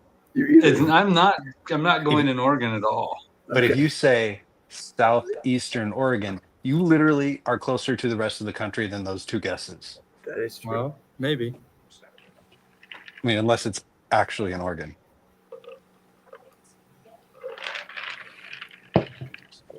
I'm going to go Utah. I think it's some backwood Utah guy. Steve, what do you think? I think it's in Colorado, actually. Colorado. I was thinking Colorado. Jeremy? Do like Wyoming. Wyoming. Man, good guess. This is harder. We're losing you guys. than I thought. You're losing us? It was, everybody was all blah, blah, blah, blah, blah. Can you hear me? No good. Did you hear what I said about Central Oregon or some other state? I didn't happen to catch that. Dang it. Well, I don't even need to use a finger to figure this one out. This one is in Arizona. Maricopa, Arizona. That was my second guess, Arizona. How close is Dad, Central you were the to, closest. Not very close at all to Oregon. This is south of Phoenix, which is pretty central within Arizona. So Utah, of the three of you, definitely the most correct answer. More correct than Colorado, too. So, Dad, with the point. Dad, you win the episode. Congratulations. I am going to get a new GSI t-shirt. You probably will. Yeah. Anyways. Well, thanks. Congrats. I think it's the first time I've ever won. First time? Thanks. It's my first time. No shit. Nice job, No bro. shit. I'm going to celebrate tonight, boys. Only took us 18 episodes. That was good. Hey, a win's a win, J-Bo. I've never won. So, But it's your Dad, show. That's true. I always win. You're the winner. Dad, 5 points, first place. Kev, 4 points. Trev, 4 points, second place. Steve, 3 points. Me and Jeremy, pretty rough performance. That's okay. It's tough for a guest when everyone else has had 18 episodes of experience. But I'd like to thank my family for their support in this game. I'd like to thank my lovely wife at home, Christy, for helping me out, getting me set up on this laptop. My parents who are watching us tonight at home, I'd like to thank you guys. I really appreciate this win, and I'm going to savor it. And, Did my mom send you the answers? That's bullshit. No, I just want to thank them. When you win, you're like, yeah, I'm the champ. But I want to make sure everybody knows how thankful I am for all the raising and upbringing that we've all had. What a humble and I'm going to guy. savor this win. Yeah. Where does this rank in the top moments of your life, winning this number 18? It's probably in the top 500. Okay. Solid. Interesting. Solid. Yeah. Jeremy? Top 500. Thanks for coming on tonight. It was number 3. Jeremy, we do appreciate it. Appreciate you and what you and your dad do for pulling, and look forward to seeing you out there this summer. It's going to be a busy summer. Yes, it will be. Yep. So, yeah, buddy. Well, also, Jason Schultz. Well, thank you, Jason, for joining us tonight on your podcast. We really appreciate you being here, and hope you have safe travels.